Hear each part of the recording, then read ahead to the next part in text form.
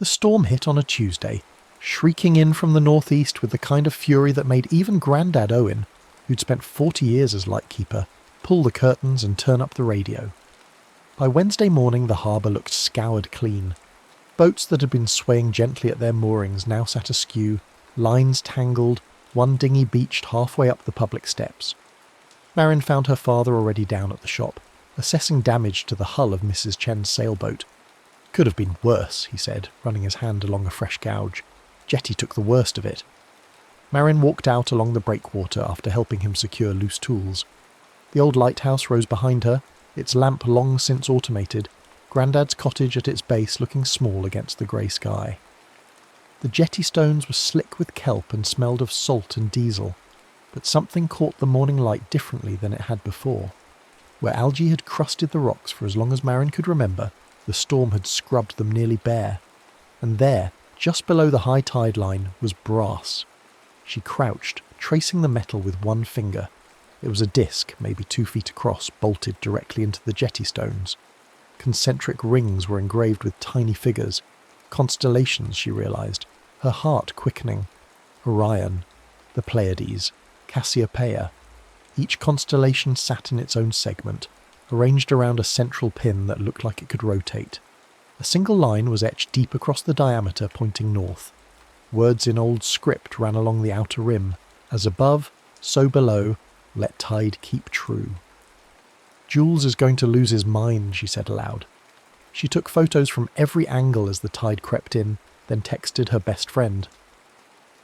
By the time the water covered the disc completely, Jules was already biking down from his house on the hill, his drone case strapped to his back.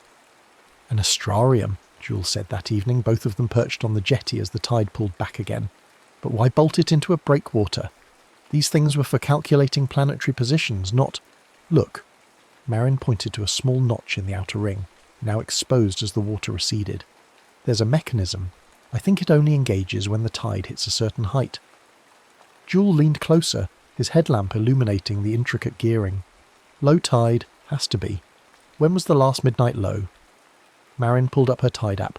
"Tonight, in about 4 hours." They brought Grandad Owen down at 11:30, the old man moving carefully over the uneven stones. He stood looking at the brass disc for a long time, saying nothing, while Marin and Jules waited. "Your grandmother," he finally said, "used to tell me the jetty remembered where it used to be. I thought she meant metaphorically." He touched the central pin, then withdrew his hand. "Be careful what you align, Marin. The coast and the charts don't always agree, and there's usually a reason." "You knew this was here?" "Suspected. Never had the courage to look." He squeezed her shoulder. "Low tide's in 20 minutes. I'll wait up at the cottage. If you're not back by dawn, I'm calling the Coast Guard. Magic or no magic." The tide retreated, leaving shallow puddles on the flat stones around the astrarium. Marin lay on her stomach, checking her star app, then looking up at the November sky. Orion hung low in the east, brilliant even with the harbour lights. She could see his reflection in the largest puddle, wavering slightly. "Okay," she said. "If I rotate this so Orion on the disc matches Orion in the puddle..." "You're going to try it? Right now?" Jules grabbed his phone. "At least let me get the GPS coordinates locked first." She waited while he fussed with settings, her hand on the central pin. It moved smoothly when she pulled it up, releasing the rings. The brass felt warm despite the cold air. Slowly she rotated the disc, watching the tiny engraved Orion turn to align with the reflection below. Cassiopeia next, the Pleiades. One by one, the constellations matched their watery mirrors. "Marin, the meridian line has to point north when you..."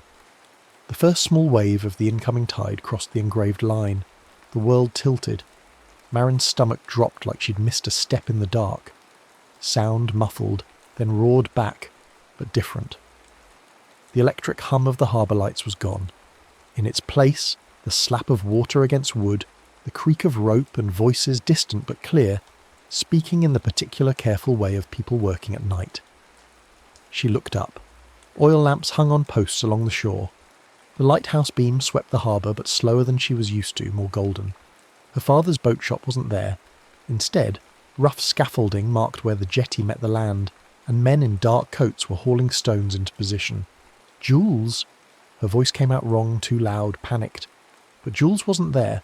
She was alone on the jetty, the brass disc under her hands still warm. The date in her mind, it had to be. She looked at the constellation pattern, tried to remember which years matched this configuration. Late 1800s, 1880s maybe. The realization hit her like cold water. She was there. Actually there. A man appeared on the jetty behind her, carrying a shuttered lantern. "You there? This is a construction site. What's your—" He stopped, taking in her jeans, her waterproof jacket, her LED headlamp. "What in God's name are you wearing?" Marin scrambled backward, nearly slipping. Her hands found the astrarium, and she did the only thing she could think of. She checked her star app. No signal, useless, and tried to remember what the sky looked like from her own time 4 hours ago. She rotated the disk frantically, approximating, guessing. Orion higher, Cassiopeia more to the west. The central pin clicked. She held her breath as another wave crossed the meridian line. The tilt, the drop, the roar. She was back. Jules was still bent. Over his phone, fingers frozen mid-swipe. He looked up. "Did you feel—" "I went back." The words tumbled out. "Jules, I went back. There was someone there. And the lighthouse. It was real. It was—" "Back where?" But his GPS was showing an error. "That's weird.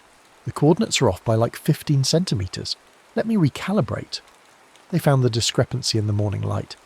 The mooring ring that Mrs. Chen had been complaining was too far from her usual dock position.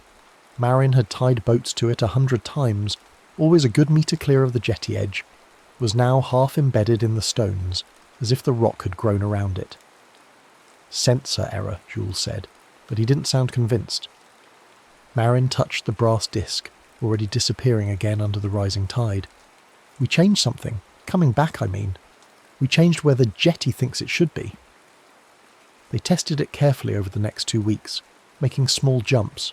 Just an hour back, then 2, then a few years. Each time Marin aligned the astrarium to match a past sky, she'd slip into that night, stay for minutes, then realign to return. And each time, something small would shift. A ladder no longer quite reached the water. The angle of the boat ramp seemed steeper. Jules started keeping obsessive overlays, comparing historical harbour surveys with current measurements, and the maps began to disagree with themselves in ways that made him mutter about subduction and sediment load, until Marin reminded him they were using a magic brass disc, not geology. The first time they encountered Harbour Master Huxley properly was on a jump back to September 1882. Marin had gotten better at navigating the past, bringing a period-appropriate coat and pinning her hair back. Huxley was a compact man with magnificent sideburns and a surveyor's eye, standing on the jetty with a notebook sketching sight lines. "The current," he was saying to a worker, "comes through at the wrong angle. We'll place stone here, here and here." His pencil stabbed the air. "To redirect it. The harbour must be perfected." Marin watched him work through 3 visits, always from a distance. He was methodical, obsessive, piling rocks and driving pilings according to some internal vision of harbour perfection that didn't quite match the water's preferences. And when she returned each time, Jules would show her new discrepancies. The erosion pattern on the south beach had changed. The channel markers had to be repositioned. The harbour was being redrawn, night by night, trip by trip. In the present day, Ms. Corbett arrived with rolled plans and a laptop full of simulations. The coastal engineer spread her designs across the community centre table, while the Harbour Commission leaned in. A new seawall, an expanded marina, all of it backed by models showing storm surge projections, erosion rates, economic impact. "The current configuration," Corbett said, laser pointer dancing across cross-sections, "leaves us vulnerable. My modelling shows that with strategic hardening here and here, we reduce flood risk by 40%. Marin stood at the back of the room with her father. She could see the problem immediately. Corbett's baseline maps didn't match the harbour anymore. The channel was slightly wider than her model showed. The beach access was in a different spot. Small changes, but they would compound. The seawall would be built for a harbour that no longer existed. "We need to stop," Marin told Jules that night. They were at the lighthouse cottage, Grandad Owen pouring tea while Jules spread his latest overlay across the kitchen table. "Look at this accumulation," Jules said. 15 trips and we've shifted the harbour mouth almost a metre northwest. Do you know what that does to current patterns? To sediment deposition? Which is exactly why we could fix it. Jules looked up, his eyes bright with that particular intensity that meant he'd been thinking about something for hours. Not stop, fix it. We've been random, but what if we were precise? We've got every harbour survey ever done. We can calculate the most stable configuration, the one that's safest and keeps everything people need. Then we make one big trip, adjust the past and lock it in. Grandad Owen set down his mug. And if you get it wrong, then we try. No! The old man's voice was sharp. You don't get to try again. Every change costs something. You've already moved things that people rely on. What happens when you shift something that puts a boat on rocks, or a house in a flood zone? Marin felt the weight of it settle on her chest. But Corbett's seawall will be worse. She's designing for a harbour that doesn't exist anymore because we changed it, and if we don't fix what we broke... So fix it, Grandad Owen said, but carefully and finally, because a place isn't a puzzle you can solve. It's alive, it changes, and you need to let it rest. They worked for 3 days straight. Jules compiled every historical map, every survey, every photograph. He built a composite that showed where the harbour had been most stable across centuries, which configurations had weathered storms best, where natural currents wanted to flow. Marin charted which changes in the past would create which outcomes in the present, tracing chains of cause and effect through Huxley's obsessive notebooks that she'd photographed on her trips. The plan was delicate. One trip to one specific night in 1883. They would intercept Huxley before his most aggressive intervention, a massive stone revetment he'd placed to block what he called a troublesome side current, but that Jules's data showed was actually essential for flushing sediment. They'd convince him to leave it alone, to place just one carefully positioned barrier instead, and let nature handle the rest. Then Marin would realign the astrarium to match the current night sky exactly, locking the harbour into this new old configuration. It'll protect from floods, Jules said, pointing to his models, keep the boatyard viable, preserve beach access, and it matches the most stable historical average by like 92%. And Corbett's seawall? Won't be necessary, or at least her models will show different results, and maybe she'll design something that actually fits. The night they chose was cold and clear, the kind of November midnight where stars seem close enough to touch. Marin came prepared with careful notes, star charts, and a speech for Huxley that she'd practiced until her father asked if she was rehearsing for a play. Jules would stay in the present, watching his GPS coordinates, ready to document the change. She aligned the disk, matching the past sky pattern ring by ring. The meridian line gleamed in her headlamp. The wave crossed it. The drop. The tilt. The arrival. 1883 smelled of coal smoke and fish and wet stone. Huxley was exactly where Jules's research said he'd be, standing with 2 workers beside a growing pile of rocks. His lantern cast sharp shadows. "Harbour Master," Marin called, trying to make her voice confident. He turned, and she saw him clock her strange clothes, her impossible presence, but he was a practical man. "You're from the lighthouse?" "Sort of. I need to talk to you about the revetment. It's essential. The current is essential too." She pulled out Jules' printed diagrams, anachronistic and obvious, but Huxley was already reaching for them. The side current flushes sediment. If you block it completely, you'll create a dead zone that fills in. But if you place just this one barrier, here, she pointed, you'll redirect the problematic surge without killing the flow. He studied the papers, his finger tracing the flow lines. "These are remarkably detailed. How did you—" "I've seen what happens if you don't," Marin said. "Please, just this one change. Let the harbour be what it wants to be." Huxley looked at her for a long moment, then at his men, then at the stone pile. One barrier, precisely positioned. "Precisely," Marin agreed. She helped them place it, though the workers gave her baffled looks. It took 2 hours. When it was done, Huxley made her mark it on his charts, committing to the change in his meticulous hand. Then she walked back to the jetty. The sky was changing, real clouds rolling in from the west, occluding stars. Marin felt panic spike. She needed clear sky to align the astrarium properly, to match tonight's configuration back in 2025. She pulled out her notes, her star app useless across the temporal gap, and tried to remember. Orion at this angle. Cassiopeia there. The Pleiades, where were they behind the clouds? She made her best guess, rotating the rings, her hands shaking. Back in the present, Jules was watching his screen. Corbett had spent the day staking out preliminary markers for the seawall, working from her models. If this didn't work, the Commission would vote tomorrow on a design that no longer matched. Reality. On the jetty in 1883, Marin locked the pin. She could hear the tide rushing in louder than before. One clean wave, that's what she needed. One smooth surge to cover the disk completely.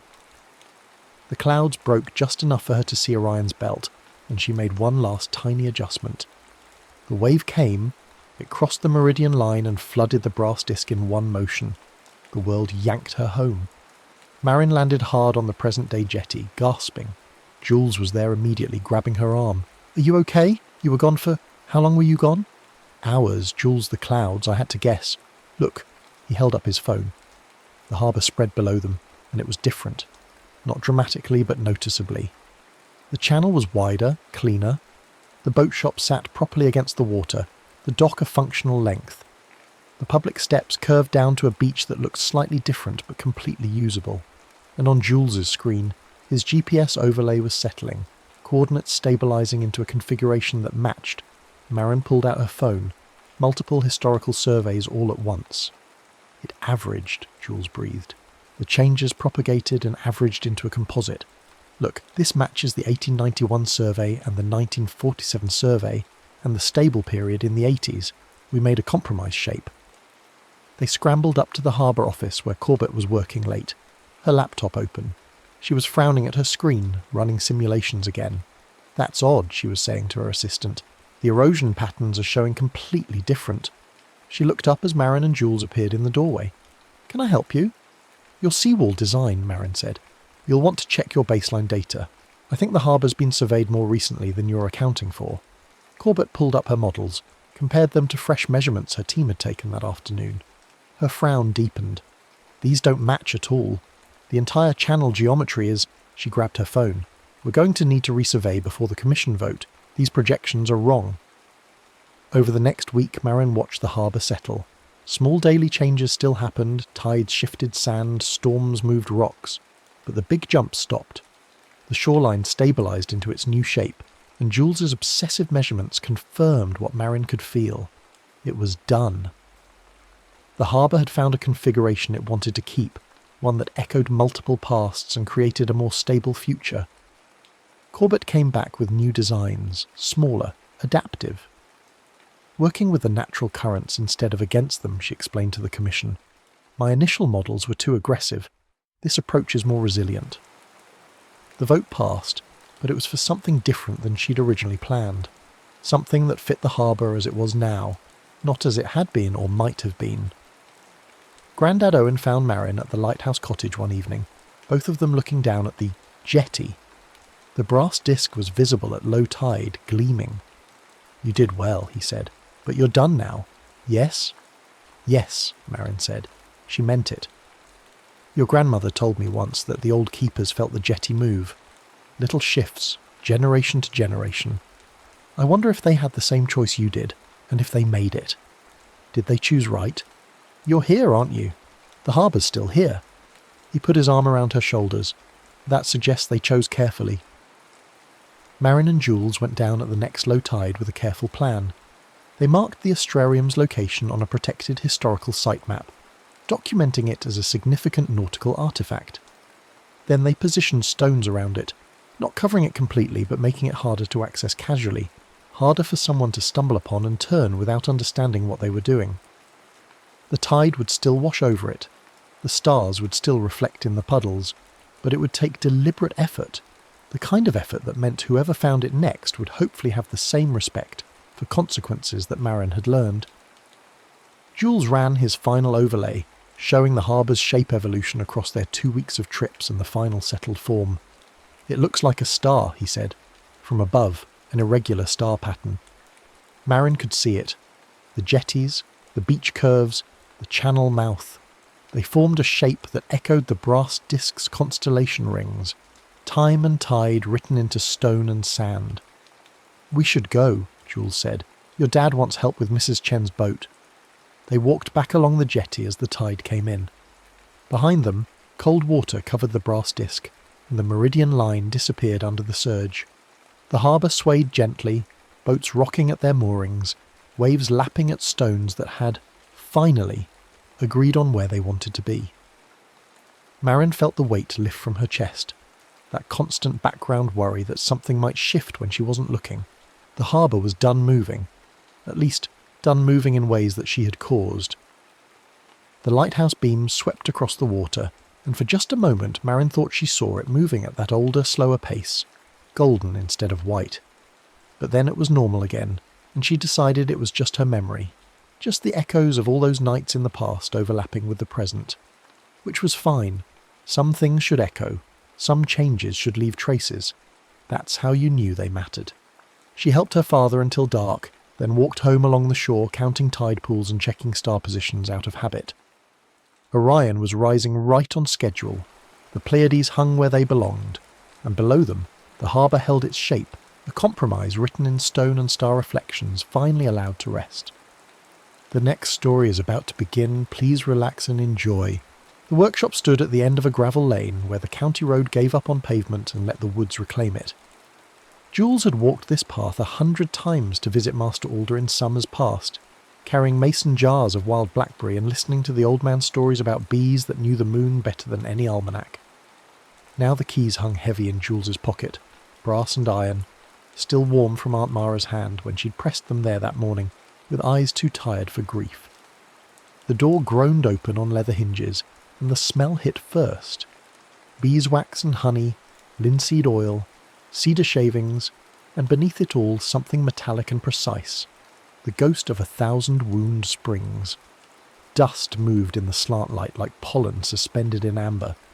Against the far wall stood the extractor, a radial drum of stained oak and tarnished brass, its treadle worn smooth by decades of feet. Pendulum clocks lined every surface, some stopped at different hours, others ticking in a rhythm that wasn't quite synchronized but close enough to sound like a single vast heartbeat with a limp. Jules set down the duffel bag, the one with drumsticks poking from the side pocket, and a bullet journal wrapped in a bandana to keep the pages from dog-earing. 16 years old and already cataloguing the world in columns and arrows, mapping cause to effect like a good scientist should, or at least like Tali always said a good scientist should. Tali from Physics Club, who could tap out 120 BPM on a table edge without counting, who built motion sensors from old phone parts and called it recycling. Tali would have questions about this place. Jules already had questions. The hive sat in the yard beyond the moon window, that odd circular pane Alder had cut into the south wall at exactly the angle to frame moonrise over the back field. 6 white boxes stacked in a configuration that didn't quite match the county extension pamphlets Jules had studied for 4-H. The frames inside, when Jules finally worked up the courage to crack the first hive, were wrong in a way that made the skin prickle. Not disease wrong, not pest wrong, pattern wrong. The comb cells formed rings instead of the standard hexagonal sheets. 29 cells in the first ring, 30 in another, embossed and perfect, each one catching light at a slightly different angle. Jules ran a gloved finger across them, and the hive hummed, a sound that wasn't quite angry, wasn't quite content, but felt like both at once, like a cord held too long, waiting for resolution. Inside the workshop, Alder's ledger lay open on the workbench, leather cracked at the spine, pages dense with cramped handwriting and musical notation. At the top of the first page, underlined 3 times, the old man had written, Synodic Rhythm 2953 solar days, the comb remembers. Below that, a table. BPM down the left margin, lunar day across the top, corrections in red ink for temperature and humidity. At 58.2 BPM, the notation read, D1, new, moon, cold wax, listen for the A-flat undertone. At 116.4 BPM, D29, waning crescent, warm, the hive will resist. Jules pulled the bullet journal from the bag and started copying, hand cramping around the pencil, drumsticks forgotten. The numbers formed their own rhythm. Every lunar day had its tempo. Every tempo had its corrections, and in the margins, Alder's spidery notes hinted at something else entirely. The extractor is not for honey. The honey is for moonrise. Do not confuse the two. 3 wax cylinders sat on a shelf above the workbench, labelled in Alder's hand. comb song D7, comb song D14, comb song D22. Jules had seen phonograph cylinders before, heard Edison recordings crackle through a horn at the county museum. These were different, handmade, the wax a deep amber that caught light like the honey itself, etched with grooves that seemed too fine, too regular. There was a mandrel attachment for the extractor's drive shaft, a playback head mounted on a gooseneck arm. It took 20 minutes to figure out the setup, another 10 to work up the nerve to spin the drum. The voice that emerged from the horn was Alder's, but younger, stronger, touched with an accent Jules couldn't place. Day 7, first quarter waxing. The comb sings in E major when the moon is ascendant. Spin at 87.6 to match the standing wave. Remember, boy, you're not making honey move. You're making time remember where it's been. The drum turned, the voice spoke through a haze of surface noise, and beneath it all the comb in the extractor, the lunar frame Jules had seated there without really thinking, began to hum. Not loud, not even quite audible unless you held your breath and leaned close. But it was there, a frequency that made the dust lift from the workbench and hang, suspended like the room itself was holding its breath. Jules looked down. The treadle was moving under one foot, pumping in a rhythm the body knew before the brain caught up. Drummer's instinct. 87.6 BPM. Close enough to the written tempo that the frame's hum shifted, deepened, locked into phase with the turning drum. The pendulum clocks all around stopped ticking. The dust hung. The workshop tilted, not like an earthquake, but like the world had suddenly remembered it was supposed to be somewhere else.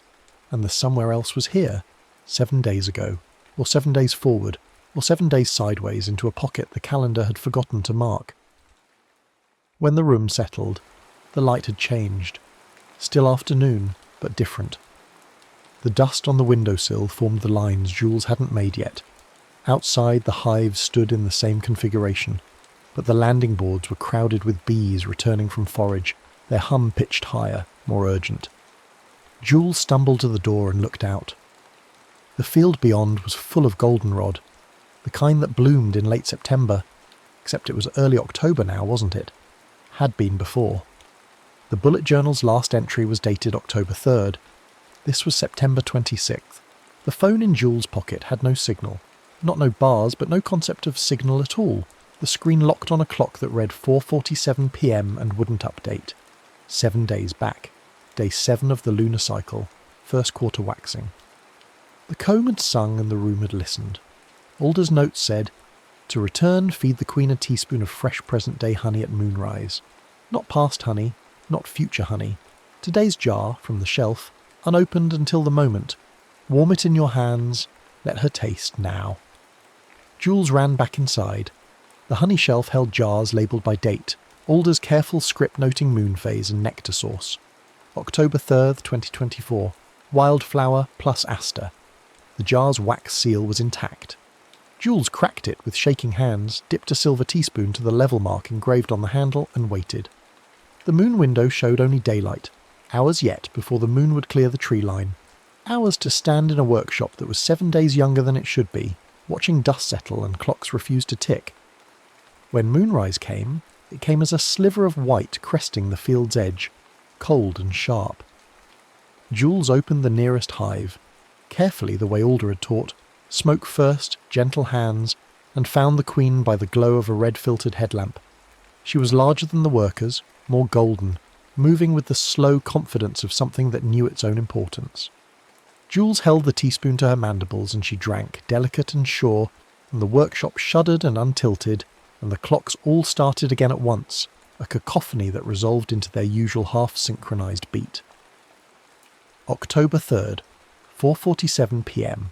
The phone signal bars flickered back. 17 missed texts from Aunt Mara, increasingly worried. But when Jules checked the message timestamps, they were wrong. Garbage day was supposed to be Thursday. Mara's shift at the clinic was Tuesday, Wednesday, Saturday. Now the calendar on the phone showed garbage collection on Tuesday, and Mara's schedule had shifted to Monday, Thursday, Sunday, and the memories in Jules's head said both were true, or had been true, or would be true depending on which week you asked. Aunt Mara found Jules sitting on the workshop steps at dusk, bullet journal open, trying to map the paradox. "You missed dinner," she said, not unkindly, and then frowned. "Wait. No. That's tomorrow, isn't it?" She checked her own phone, and the confusion in her face was sharp enough to ache. "I could have sworn my shift was this morning." "It was," Jules said. "It will be. I think I broke the week." The explanation took until full dark, and Mara didn't believe it until Jules showed her the ledger, played the wax cylinder, spun the extractor without any frame seated, and demonstrated how the room stayed perfectly still, unimpressed. "Alder was always strange," Mara said finally, "but he wasn't a liar. If he wrote it, there's truth in it somewhere." She looked at the lunar comb frame, still damp with honey, humming its faint chord, in the cooling air. "Can you fix it?" "I don't know," Jules said, "but I think I need help." Tali arrived the next morning with a duffel bag of sensors, a contact microphone, a phone running an open-source tachometer app, and a vibrating metronome strapped to one wrist. "Show me," Tali said, and Jules did. They spent 3 hours mapping the extractor's actual BPM against the dial settings, discovering that Alder's corrections were essential. Warm wax lowered the effective tempo by 1.2 to 1.8 BPM depending on ambient humidity. Cold wax raised it, and the bees themselves influenced the standing wave in ways that defied simple measurement. Tali stuck the contact mic to the drum's centre boss and fed the output through a spectrum analyzer on the phone. "There," Tali said, pointing to a peak that wobbled between 426 and 429 Hz. "That's your lock frequency. When the comb matches that, you're in phase. That's your door." They practiced with short jumps. Day 14, the full moon eve, spinning at 108.7 BPM with corrections for a warm afternoon and active foragers. The room tilted, and they arrived at the night of last year's harvest festival. The field beyond lit with bonfires and voices singing songs Jules half remembered from childhood. They stayed only minutes, long enough for Tali to record the ambient sound, and for Jules to retrieve a pendulum bob that had fallen behind the workbench in that timeline. At moonrise, Jules fed the queen and they returned, and the week reshuffled again. Garbage day moved to Friday. The clinic schedule floated. Tali's physics club lab session, definitely scheduled for Wednesday morning, now showed on Monday afternoon, and Tali's memories insisted both were correct. "This is getting worse," Tali said, staring at the phone's calendar, watching events drift like loose papers in a breeze. "Every jump reorders the last 7 days. If we keep testing, we'll lose track entirely." "Alder knew," Jules said, flipping through the ledger to a page near the back, the ink darker, more recent. "He calls it the 7-frame stitch. 7 consecutive lunar days, visited in order within one present day, then one clean return at moonrise. It resequences everything, resets the week. 7 jumps in one day?" Tali's voice went flat. "That's 7 moonrises. Impossible. Not moonrises, jumps. We visit 7 dates, stay just long enough to mark them, and return here between each one. Then tonight, at actual moonrise now, one final return with fresh honey. The pattern stitches the week back into sequence. And if we miss the BPM? If the comb doesn't lock?" Jules looked at the extractor, its drum scarred and patient. "Then we're stuck, or the week stays broken, or both. Alder's notes say BPM tolerance is plus or minus 0.2. Tali, you can tap 120 BPM on a table for 10 minutes without drifting.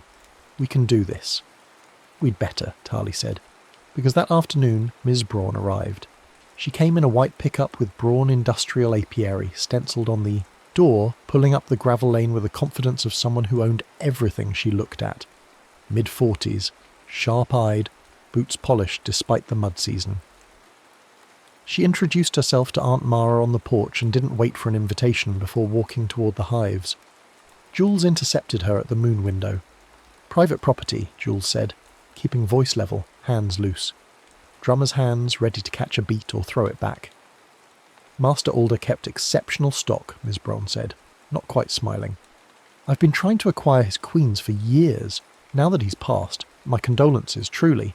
I'd like to make an offer. Fair market value, plus a premium for the unique genetics." "They're not for sale." Ms. Braun's eyes flicked to the extractor visible through the workshop door to the lunar frames stacked beside it. "I run a modern operation, dear. Temperature control, artificial comb, maximised yield. Alder's methods were quaint, but productivity demands efficiency. I can give these bees the resources they deserve." She pulled a folded paper from her jacket. "I filed a courtesy inspection with the county. If your apiary doesn't meet current standards, they'll need to be relocated, for public health." "When?" Aunt Mara asked from the porch, voice tight. "End of week. Friday, I believe. Or was it Monday? The county office has been disorganised lately." Ms. Brown smiled then, thin and knowing. "I'm sure you'll pass. But if not, my facility is equipped for immediate rehoming." She left. Jules watched the truck disappear down the lane and felt the weight of 5 days, or 3, or 7, pressing down like a hand on the chest. Tali looked at the ledger, at the 7-frame stitch instructions, at the moon window where the afternoon light was already slanting toward evening. "Tonight or never," Tali said. "The lunar cycle is D10 right now. We need to jump through D10 to D16, 7 days in sequence." "Before moonrise," Jules said. "We have maybe 5 hours." They prepped the workshop like a surgical theatre. Wax thermometer on the workbench, humidity meter on the windowsill, Tali's vibrating metronome strapped to Jules's wrist set to pulse at the target BPM, a stethoscope borrowed from Aunt Mara's nurse kit to listen for the comb's lock frequency. The lunar frames came out of the hives one by one, still heavy with capped honey, each one humming its particular note when Jules held them to the light. The extractor's leather drive belt had cracked earlier that week, whichever week it had been, and they'd replaced it with a jury-rigged length of waxed canvas that slipped occasionally but held. Jules marked each frame with a dot of paint on the top bar, D10 blue, D11 red, D12 yellow, and so on through D16 violet. "Corrections," Tali said, reading from the ledger. "D10, waxing gibbous, BPM 98.4, warm wax subtracts 1.6. Final tempo 96.8. Jules seated the blue frame, checked the wax thermometer, 68 degrees, warm enough, and started, pumping the treadle.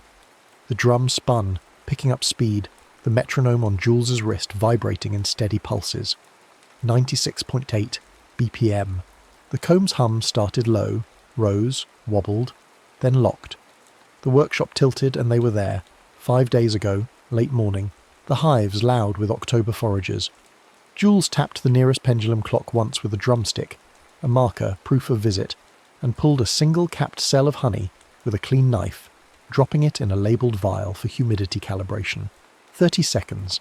Back to the extractor. At moonrise in that frame of time, Jules fed the queen, and the room untilted. Back. October 3rd. The week still scrambled. Garbage day Tuesday, clinic Monday. Tali checked the spectrum analyzer. Lock frequency stable. Next. D11. BPM 100.2, minus 1.4 for warm wax. Frame seated, treadle pumping, the metronome pulsing against skin like a second heartbeat. Lock, tilt. This time, early evening, 6 days back, the field bronze with slant light. Clock tap, honey sample, queen feeding, return. The pendulum's tick sounded rougher now, syncopated, as though they were arguing over which beat to follow.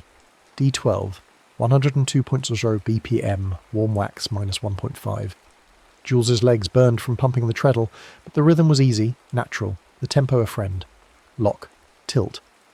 4 days back, afternoon thunderstorm, rain hammering the roof, bees clustered inside the hive boxes. Tap, sample, feed, return. The workshop smelled like ozone and honey and brass polish. Aunt Mara brought water bottles and watched from the doorway, silent, her own phone's calendar flickering like a candle in wind. D13, 103.8 BPM. D14, full moon, 105.6 BPM. D15, 107.4 BPM. Each jump smoother than the last, Jules and Tali moving like a two-piece band locked into a groove, the extractor's drum singing, the comb's standing wave blooming into chords that made the dust rise and dance. The painted frames swapped in and out, each one heavier than it should be, resonant, alive in a way that had nothing to do with bees and everything to do with the moon's slow pull on tides and time and the architecture of attention. D16, waning gibbous, BPM 109.2, minus 1.3 for warm wax, final tempo, and 7.9, the last frame. Jules's hands shook as it seated in the drum, not from fear, but from something else, a sense of standing on the edge of a rhythm too large to hear all at once, but impossible to ignore. Tali's metronome pulsed. Jules pumped the treadle. The comb locked, and the room tilted, and they were tomorrow, or yesterday, or the day after the day before, standing in a workshop that was perfectly familiar and utterly strange because it hadn't happened yet. Outside, Ms. Braun's white truck sat in the gravel lane, empty, and through the moon window Jules could see her walking the hives with a man in a county jacket, clipboard in hand. "Tomorrow's inspection," Jules whispered. "We're seeing tomorrow." "Doesn't matter," Tali said. "Mark it and return. We're almost done." Clock tap, honey sample, and then, as Jules reached for the queen cage, a pounding on the workshop door, heavy and official. Ms. Braun's voice, muffled. "County apiary inspection. Open up." The knocking came from outside the frame of the jump, from tomorrow's timeline, but it bled through somehow, vibration travelling across the locked frequencies. The queen stirred, agitated. Jules held the teaspoon steady, the present-day honey. October 3rd, wildflower and aster, the jar's seal broken this morning in the reel now, and let the queen drink as moonrise touched the window's edge. The room shuddered and untilted, and the pounding stopped. Not because it had ended, but because it hadn't started yet. Wouldn't start for hours. Back. October 3rd. The moon window showed late afternoon light, the real moon just beginning to climb above the tree line. The 7 frames sat in a row on the workbench, each one tapped and sampled and returned from. They're humming quieter now, harmonising in a chord that was almost but not quite resolved. One more step. Jules took the present-day jar, the October 3rd honey, and held it between both palms, warming it, feeling the wax seal soften under skin heat. Tali watched the moon window tracking the white curve as it cleared the field. 2 minutes, Tali said. BPM doesn't matter for this part, just the honey and the timing. And the queen, Jules said, already moving toward the hives, the jar cradled like something fragile and essential, which it was. The evening air smelled like cut grass and wood smoke. The bees were settling for night, their hum dropping to a low drone, and when Jules opened the hive and found the queen, she was waiting, still, as though she'd known this moment was coming all along. At moonrise, exactly as the first sliver of light touched the hive box, Jules fed her. 1 level teaspoon, the honey golden and thick, tasting of now, of this day, this hour, this breath. The queen drank. The workshop behind them shuddered, a sound like a sigh, and the world clicked into place. Inside, the pendulum clocks stopped arguing and found their rhythm. The dust settled in lines that made sense.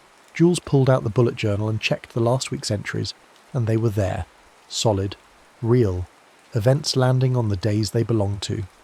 Garbage collection, Thursday. Aunt Mara's clinic shifts Tuesday, Wednesday, Saturday. Tali's physics lab Wednesday morning. The phone's calendar stopped flickering and locked, the dates stable, the week no longer trying to be 7 different things at once.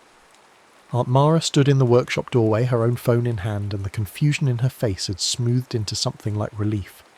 "The medication delivery," she said slowly. "It's scheduled for today, not yesterday, not tomorrow. Today, I remember now, correctly." Ms. Braun's truck arrived the next morning for the county inspection. The man with the clipboard checking hive spacing and mite counts and disease signs, finding nothing amiss. The bees calm and productive and humming their ordinary hum. Ms. Braun watched from beside her truck, eyes narrow, and when the inspector signed off, she left without a word, the white pickup kicking up gravel dust that settled quickly in the still air. Jules labelled a fresh jar of honey, October 4th, wildflower and aster, and scratched into the wax seal, for moonrise only. It went on the shelf beside Alder's other dated jars, a marker for some future emergency, some future need. The extractor got a new belt, proper leather this time, and a tag wired to the drum's hub. BPM is a promise. The lunar frames went back into their hives, still humming, still holding their synodic calendar in cells of wax and time. Tali made copies of Alder's ledger, scanned every page, backed up the files, and sent 1 set to the County Historical Society with a note. Beekeeping archive, local interest, methods archaic but effective. The original stayed in the workshop, locked in a cedar drawer with the wax cylinders and the silver feeding spoon. On the wall calendar, Jules wrote across the last 7 days in red pen, kept in time. Not fixed, not corrected, kept like a promise, like a rhythm held steady against the world's inclination to drift. The bees outside worked their ordinary miracles, turning nectar into honey, building comb, feeding the queen, dying and being born in cycles that predated clocks and would outlast them. The moon rose every night at its appointed hour, pulling tides and time in equal measure, and the lunar comb sang softly in the hives, a chord that never quite resolved but never needed to. Jules sat on the workshop steps at dusk, drumsticks in hand, tapping out rhythms on the worn wood. 96.8 BPM, 107.9 BPM, 58.2 BPM for new moon someday when the need arose. Aunt Mara brought tea and sat beside them, not asking questions, just listening to the tap, tap, tap and the distant hum of bees settling for night. The week stretched ahead, ordinary and strange, each day landing where it belonged, and for now, for this moment between moonrise and dark, that was enough. The extractor stood silent in the workshop, its drum empty, patient, waiting. The pendulum clocks ticked in their imperfect unison. The moon window framed nothing but field and sky, and the slow arc of celestial mechanics grinding on, indifferent and precise.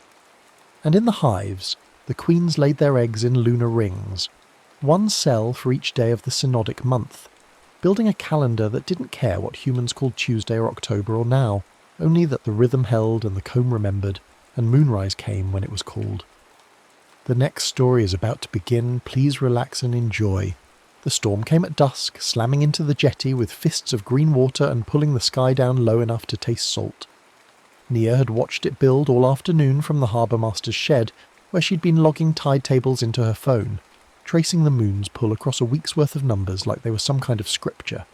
She was 16 and had grown up with one foot on planks and the other in charts, reading navigation marks the way other kids read comics, seeing patterns in current and wind that most people mistook for chaos. The harbour was her text. The boats were her alphabet. When the wind finally broke, it left debris scattered along the waterline like offerings.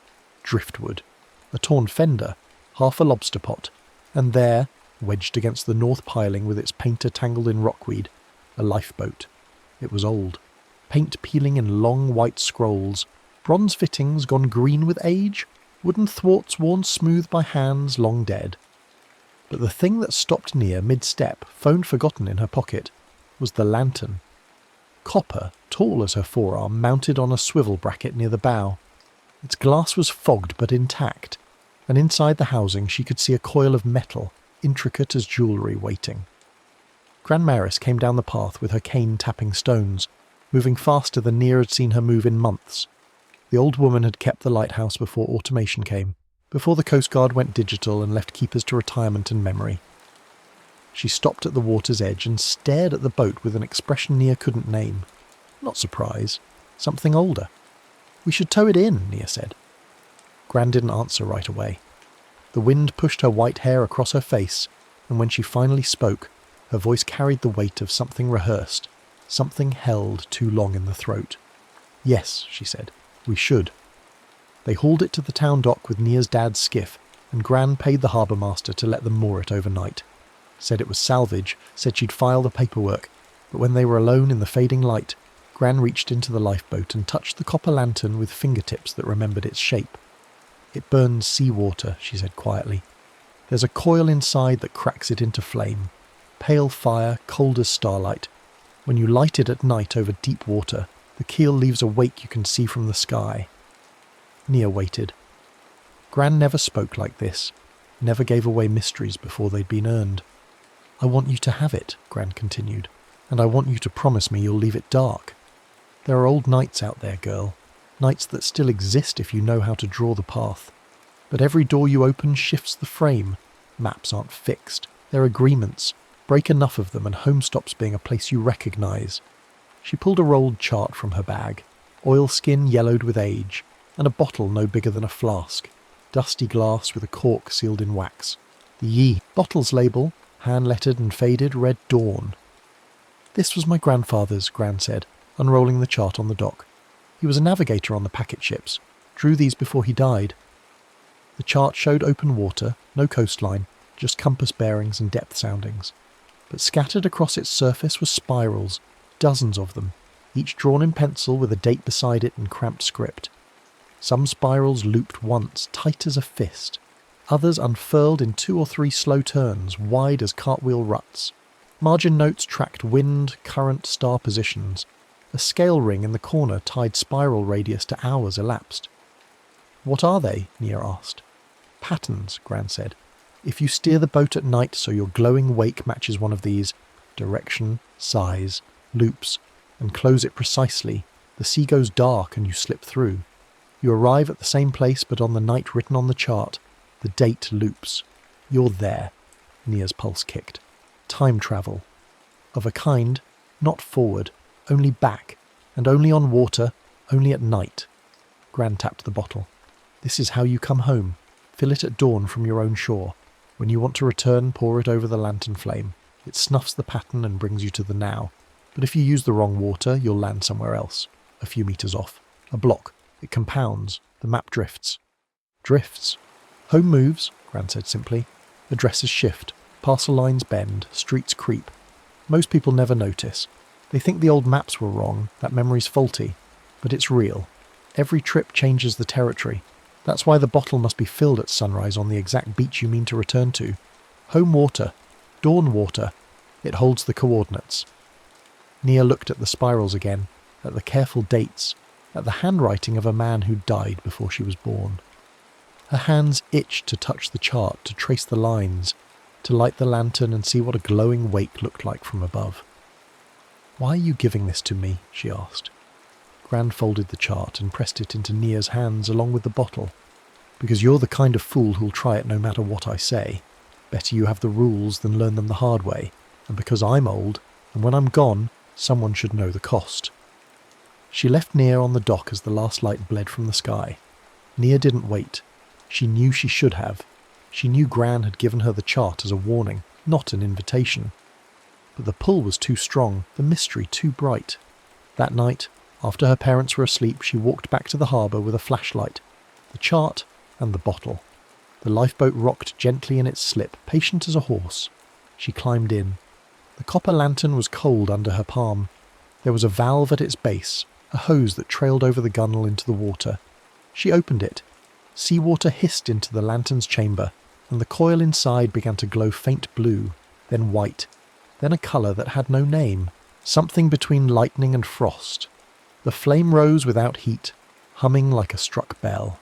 The wake appeared immediately, bioluminescent, milky, trailing behind the keel in a ribbon that didn't fade.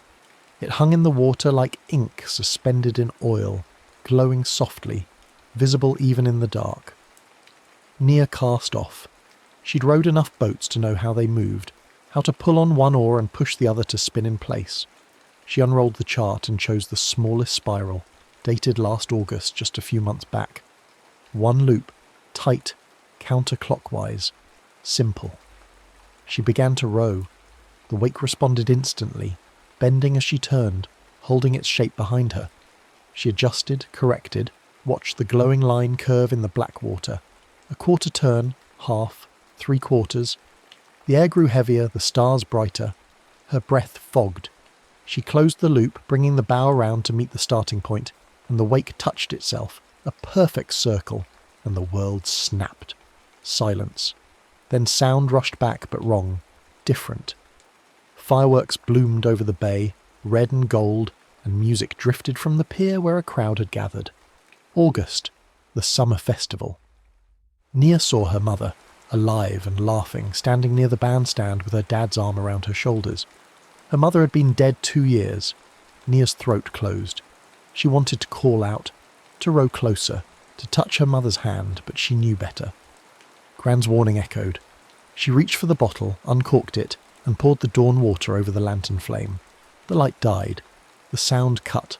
The sky blinked, and she was back in the present, floating in the dark harbour under familiar stars. Her hands shook. Her face was wet. She rowed to the dock and tied off, then sat in the boat for a long time, breathing, remembering her mother's laugh, the shape of her smile. It wasn't until morning that she noticed the mailbox. Their house was a 10-minute walk from the harbour, a blue cape with a flagstone path and a cedar mailbox at the street. Nia had walked that path 1,000 times. But when she came home and glanced at the mailbox, something was wrong. It was offset. Not by much, maybe a foot, but it was no longer aligned with the driveway. The stones beneath it had shifted, grass growing in new seams. She pulled out her phone and checked the GPS pin for her address. It was wrong, a metre east of where it should be. She called Ezra. Ezra was a year older, technically 17, but functionally 30 when it came to maps and overlays and drone footage. They'd met in the high school GIS club, which was really just the two of them, and a teacher who let them use the computer lab after hours. Ezra tracked everything, logged coordinates, built change detection models for coastal erosion. If anyone could tell her whether she was losing her mind, it was Ezra. He came over that afternoon with his laptop and a drone in a hard case. They stood in Nia's driveway while Ezra pulled up satellite images, tax parcel, overlays, old property surveys. "Look," he said, pointing at the screen. "This is last month. Your mailbox is here, aligned with the driveway centre line. This is today." He toggled layers. It's moved, and not just the box, the whole parcel boundary. It's bent, like someone pulled it east and it dragged everything with it. "How is that possible?" Nia asked. "It's not," Ezra said, "unless someone resurveyed and didn't tell anyone. But that doesn't explain the Google pin. Pins are crowdsourced, auto-corrected by user data. For it to shift, reality has to shift." Nia told him everything. The lifeboat, the lantern, the chart, the spiral, her mother, the dawn bottle. Ezra listened without interrupting, which was how she knew he believed her. "Okay," he said finally. "We need to test this. Controlled conditions. I'll fly the drone, record the wake from above. You do another spiral, something small, and we'll measure the delta when you get back." They became methodical. Nia would take the boat out at night, light the lantern, steer a spiral from the chart while Ezra filmed from shore with his drone. Each time she closed a loop and slipped through, she'd spend a few minutes in the past seeing things that were gone, then snuff the flame with the dawn water and return. Each time something moved, a fence angled differently, a street sign rotated 10 degrees, a neighbour's address geocoded to the wrong side of the block. Ezra built a drift model, plotting the deltas, calculating vectors. The pattern was clear. The farther back the date, the larger the spiral, the bigger the shift on return. Small trips moved things centimetres, larger jumps moved them metres. "It's like the map is made of fabric," Ezra explained one night in his basement, showing Nia a simulation he'd built. "Every time you complete a spiral, you pull a thread. The weave tightens in one place, loosens in another. Do it enough, and the whole thing warps." "Can we fix it?" Nia asked. "Theoretically. If you could run a counter pattern, a spiral that mirrors the original but in reverse, it might stitch things back. But you'd need precision, perfect closure, and you'd have to snuff it with water from the exact shore you want to lock home to." Nia thought of the dawn bottle, now half empty. Gran had been clear. It had to be refilled at sunrise on their beach. Home water. But she couldn't stop. The past was too close, too vivid. She started taking longer trips, chasing dates on the chart that promised meaning. A night in the 1930s when pilot whales had beached and the whole town had come to push them back to sea. A rescue in 1895 where a lightship had saved a foundering schooner. Each return brought more drift. The school's address updated wrong in the county database. A paramedic truck took the long route because its GPS believed the road curved differently than it did. People noticed, but they explained it away. Old maps were inaccurate. Surveying equipment had improved. Memory played tricks. Only Nia and Ezra knew the truth. Then Captain Rowe arrived. He showed up at the harbour one morning in a fast rib with twin outboards and a smile that was all teeth. Rowe was maybe 40, tanned and handsome in the way that made people trust him too quickly. He wore expensive foul-weather gear and moved like someone who'd spent his life taking things that weren't his. "Heard you've got a lifeboat," he said to Nia, leaning against the dock piling like they were old friends. "Unusual rig, copper lantern, glows at night." "So?" Nia said. "So I'm a salver," Rowe said. "Wrecks, artifacts, lost cargo. I specialise in finding things that shouldn't be found. And that lantern, that's a tool I could use. It's not for sale." "Everything's for sale," Rowe said. "But I'm not talking about buying. I'm talking about partnership. You've been running patterns, haven't you? Slipping back. I can see the shimmer on the water at night. I know what it means." Nia's stomach dropped. "How?" "I've been looking for a boat like yours for 20 years, Rowe said. "There used to be a dozen. Now there's one. And you have it." He pulled a photo from his pocket, a creased image of a spiral chart. Not Gran's, but similar. "I had a copy made from an old logbook. I've been trying to make it work with modern lights, LEDs, battery arrays, but it never holds. The wake doesn't glow right. You've got the real thing. The copper coil, the seawater burn. Let me use it. I'll pay you. Cash, internship, references, whatever you need. To do what? Nia asked. Salvage, Rose said. But salvage that isn't lost yet. Cargo before it sinks. Gold before it scatters. We go back, we mark it, we file claims. Legal, clean, just time assisted. That's theft, Ezra said from behind Nia. He'd been listening from the dock shed. Rose shrugged. Maps are suggestions. So's time. If I can get there first, I earned it. Get out, Nia said. Rose's smile didn't waver. You'll change your mind, he said, especially when the drift gets worse. He left, but the threat lingered like smoke. Nia tried to stop. She really did. But one night she found a spiral dated 1895, a big one, 3 loops, and she thought of the wreck Gran's grandfather had written about in the margin, a packet ship driven onto shoals in a nor'easter. Survivors none. If she could go back, if she could warn them, steer them clear. She lit the lantern and ran the spiral. It took an hour to complete, fighting current and wind, trimming the wake to match the pattern. When the loop closed, the sea went black as ink, and she was there, storm-tossed, the packet ship a ghost in the fog. She rowed toward it, screaming warnings, waving her lantern. The ship turned. It missed the shoals. It lived. She snuffed the flame and returned to the present. The harbour was wrong. The channel had moved. The main shipping lane, marked on every chart, every GPS, had relocated 100 metres south. Her father's tug contract specified the old channel. It was void. The pier sat over mudflats at low tide. Businesses lost mooring access. The harbour master's office sent emergency updates, but no one understood how it had happened. Nia understood. She had done this. She had pulled the thread too hard. Roe came back that night. I can fix it, he said.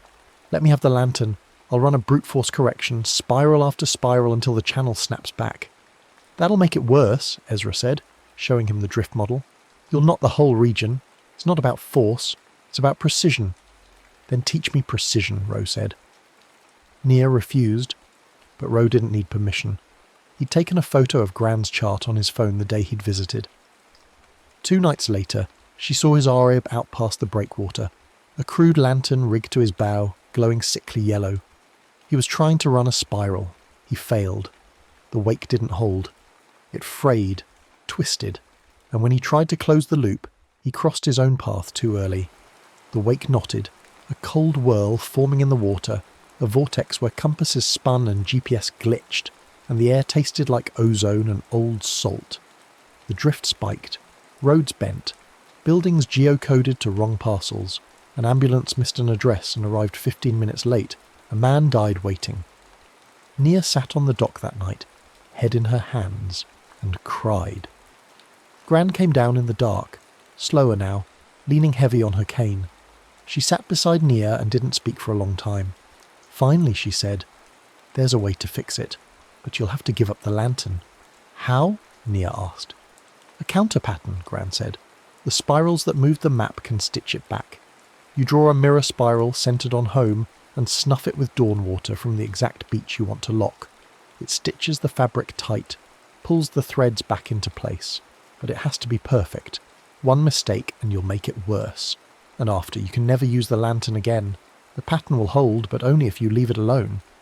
Nia looked at the dawn bottle. It was nearly empty. "I need to refill it." "At sunrise," Gran said. "On our beach. Home water." They waited for clear weather. A week of storms rolled through, heavy skies and slant rain that turned the sea grey and opaque. No sunrise, no refill. The drift continued to compound, Roe's knot pulling at the edges of reality like a wound that wouldn't close. Then, finally, a morning broke clear. Green flash at sunset the night before, a promise of fair skies. Nia and Ezra met at the beach before dawn, the horizon still dark, the stars fading. Nia uncorked the bottle and held it in the surf, letting the cold Atlantic fill it as the first thread of light touched the water.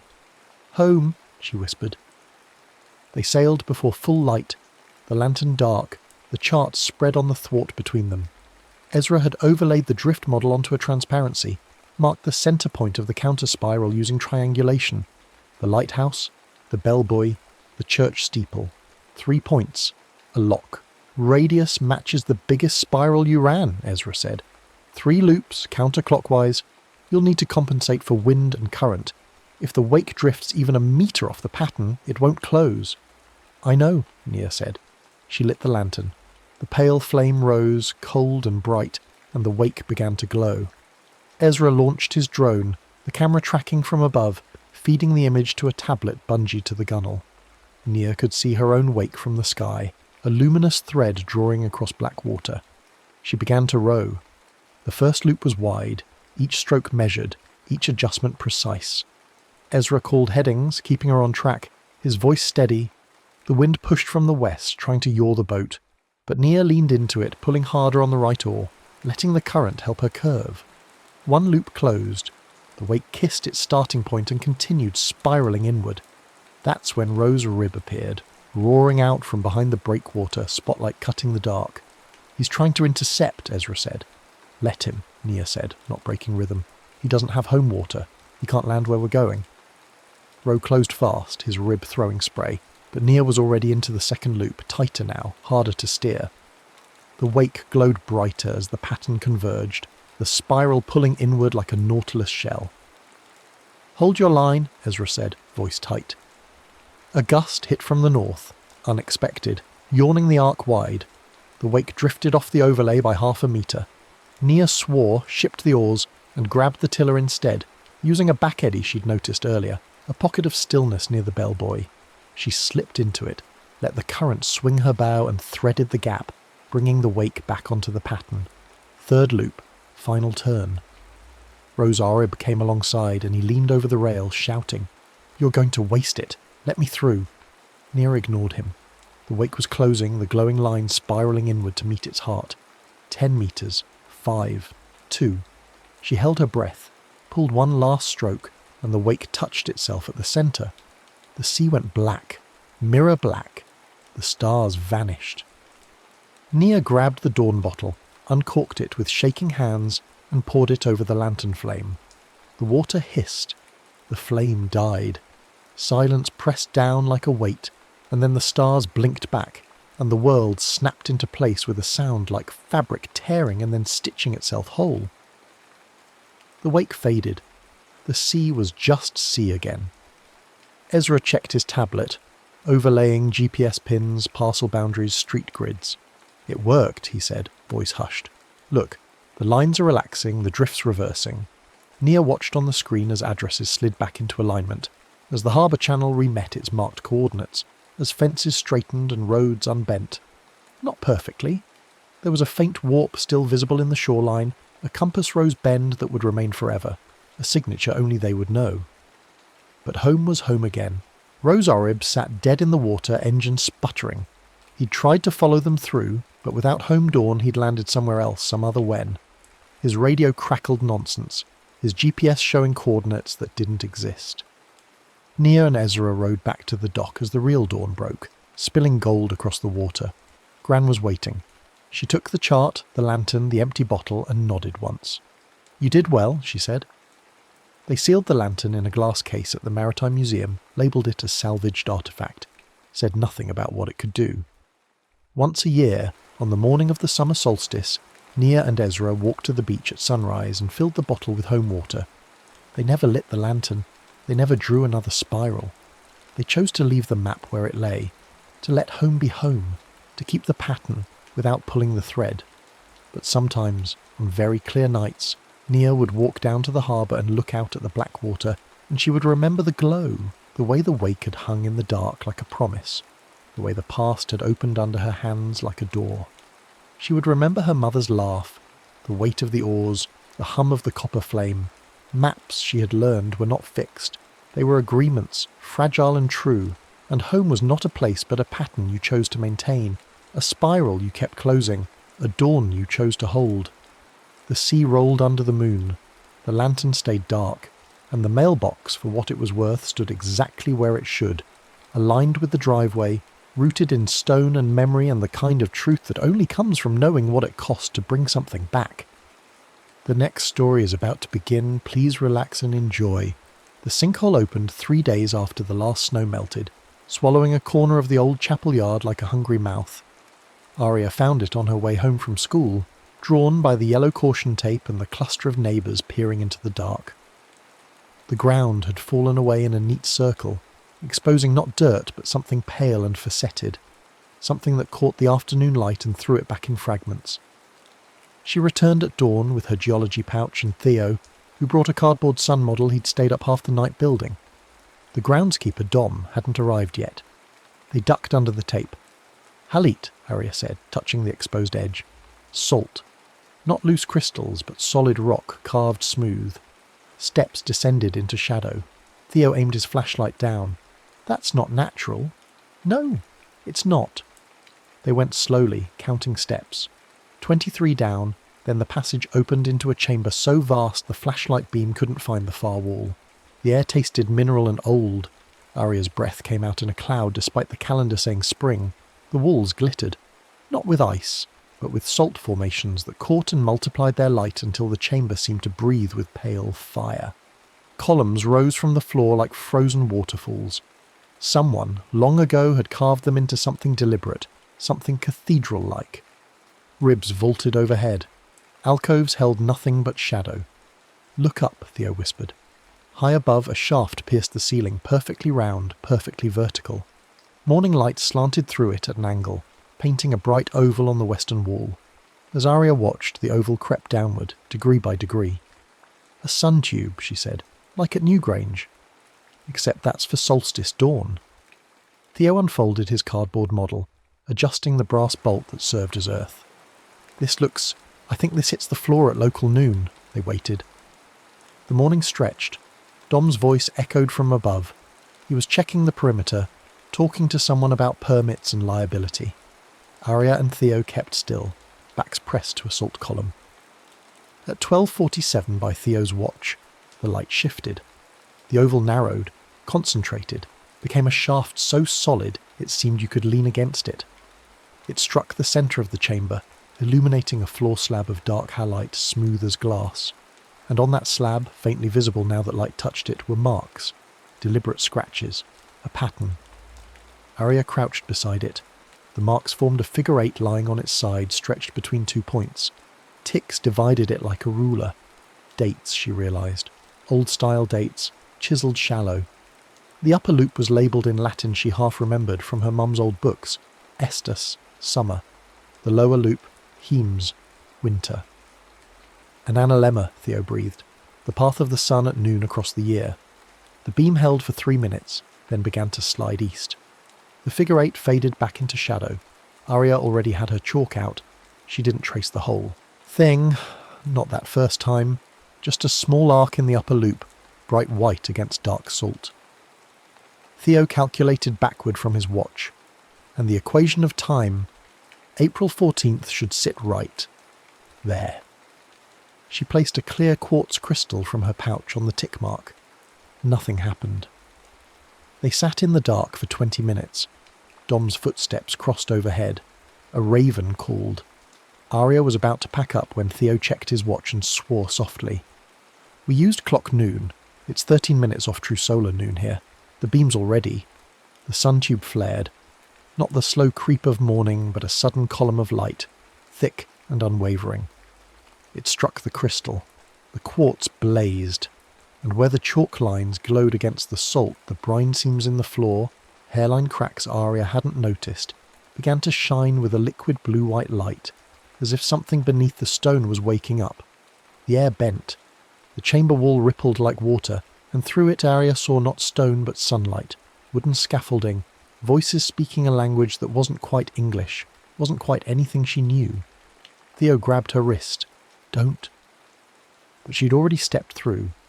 The chamber was the same but different, younger, the salt columns less weathered, the alcoves still bearing carved symbols that would erode away before her time. The sun tube admitted a shaft of light slightly thicker than she remembered. No debris yet, no centuries of accumulation. And on the floor the analemma was freshly cut, the ticks crisp as yesterday. Theo stumbled through behind her, eyes wide. The doorway hung in the air behind them, a shimmer of refracted light humming softly. April 14th, Arya said. But when? A man in wool breeches and a linen shirt appeared from one of the alcoves carrying a bucket. He stopped, stared at them, crossed himself, and ran. They left quickly. Arya scrawled a note on the back of a receipt. We were here, April 15th, 2024, A&T, and weighted it with a pebble in a corner alcove. Then she knelt by the brine fountain she'd noticed earlier, a carved lion's head that trickled a constant stream of saturated salt water into a shallow basin. The water felt warm and slippery. She dipped her chalk-stained fingers in it, then splashed the floor, washing over the bright lines. The chalk dissolved fast, milky clouds spreading through the brine. When the last trace lifted from the stone, the doorway flared again. They stepped back through into their own April afternoon, hearts hammering, and climbed the stairs into ordinary daylight. Dom was locking the chapel door. He didn't see them slip away.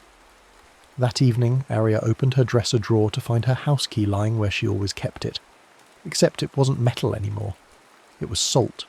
Perfect. Crystalline. Detailed down to the grooves and the small heart-shaped bow. She picked it up and it crumbled slightly in her hand, leaving a grit of sodium chloride on her palm. The real key was gone. She called Theo. He came over with his notebook and a ruler, and they sat on her bedroom floor while rain tapped against the window. A cost, he said quietly. You didn't mention a cost. I didn't know. One trip, one object. Maybe. Arya placed the salt key on her desk, brushed the powder from her hands. It looked ghostly under her lamp. Or maybe it's scales. Time spent, size of item. We were only there 15 minutes. Or maybe, Theo said, we shouldn't go back. But Arya was already sketching the analemma in her notebook, labelling the ticks, calculating. Her mother had died 2 years ago that October. If the dial could open any day, precisely placed. She didn't say it aloud. Theo watched her draw and said nothing. They went back 3 days later with better calculations and a plan. Arya chalked a date in 1918, November 11th, the miners' strike Dom had mentioned once. They stepped through into a chamber loud with men's voices, saw figures in caps and coveralls arguing by lantern light, and retreated after 60 seconds. Back home, Arya found her compass needle crystallised on her desk, the brass case still intact but the magnetised steel gone to salt. The next jump, 1793, the consecration ceremony. Robed figures, Latin hymns, the smell of incense and tallow. They stayed 4 minutes. Her phone case turned to salt that night, delicate and hollow, and when she tried to charge her phone the next morning, the metal charging port had transformed into a fragile lattice of halite crystals. Theo built a betanomen from a dowel and a protractor, plotted the equation of time for every date on the analemma. Arya practiced with different chalks, thick, thin, pressed hard or soft.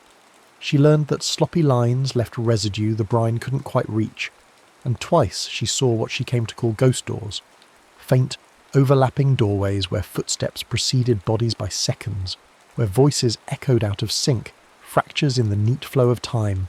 With each trip her collection grew, a photo of her mother, crystallised in its frame, the E-string peg from her violin, a tube of lip balm, a ballpoint pen, Theo's metronome Wait, which she'd borrowed and forgotten to return. He found it on his piano the morning after their 6th jump, a small salt cylinder that chimed softly when he touched it. This has to stop, he said, after one more. Arya was measuring the analemma with string and a protractor. If I complete both loops, summer and winter, the full figure 8, and erase them in one continuous session, I think it settles the debt, closes the circle, there's an old surveying principle, closing the traverse. This isn't surveying. It's geometry, and if there's a pattern, there's a rule. She tapped her notebook. The equinox is a nodal point, spring or autumn where the loops cross. If I do it then, under a clean beam with no interruptions, you'll what? Get your phone back. Your mum's photo. Arya's hands stilled. Maybe. Theo didn't argue. Further.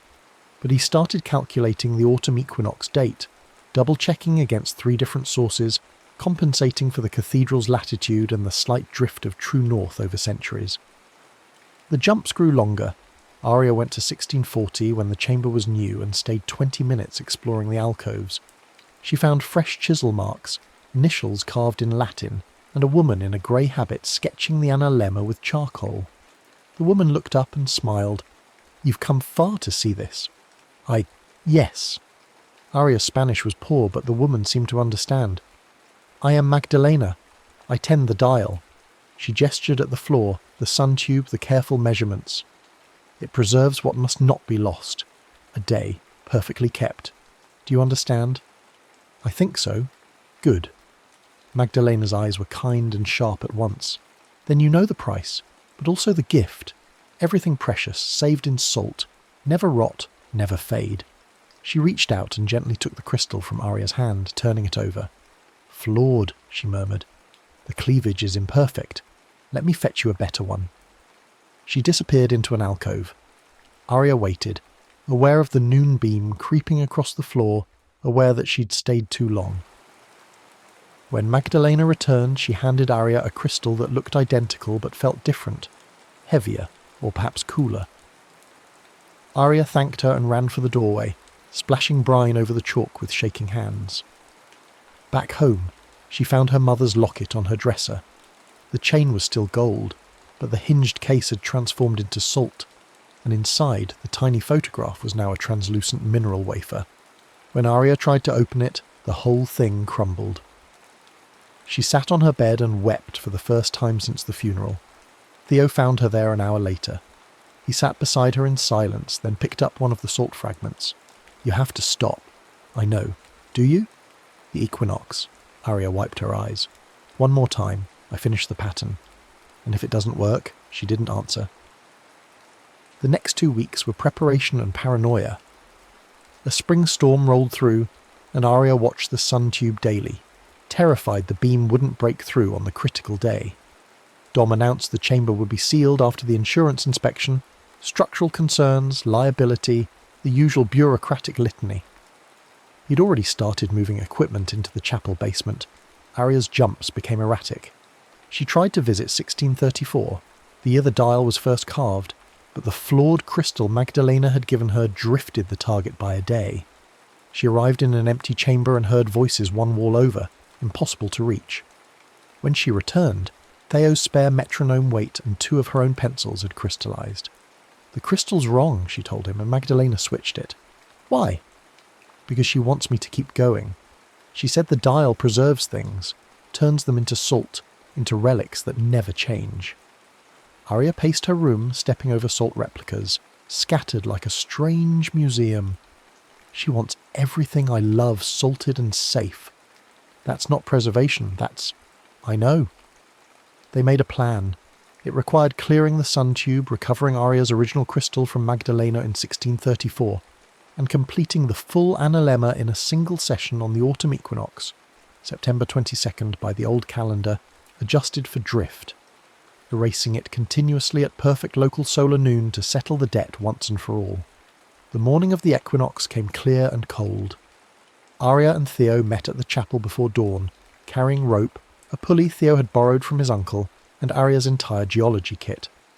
The sun tube had accumulated debris over the winter, a bird's nest, blown leaves, a century of dust. They rigged a pulley at the rim of the sinkhole and took turns lowering a bucket on a rope, clearing the shaft inch by inch while Dom's truck sat idle in the distant parking lot.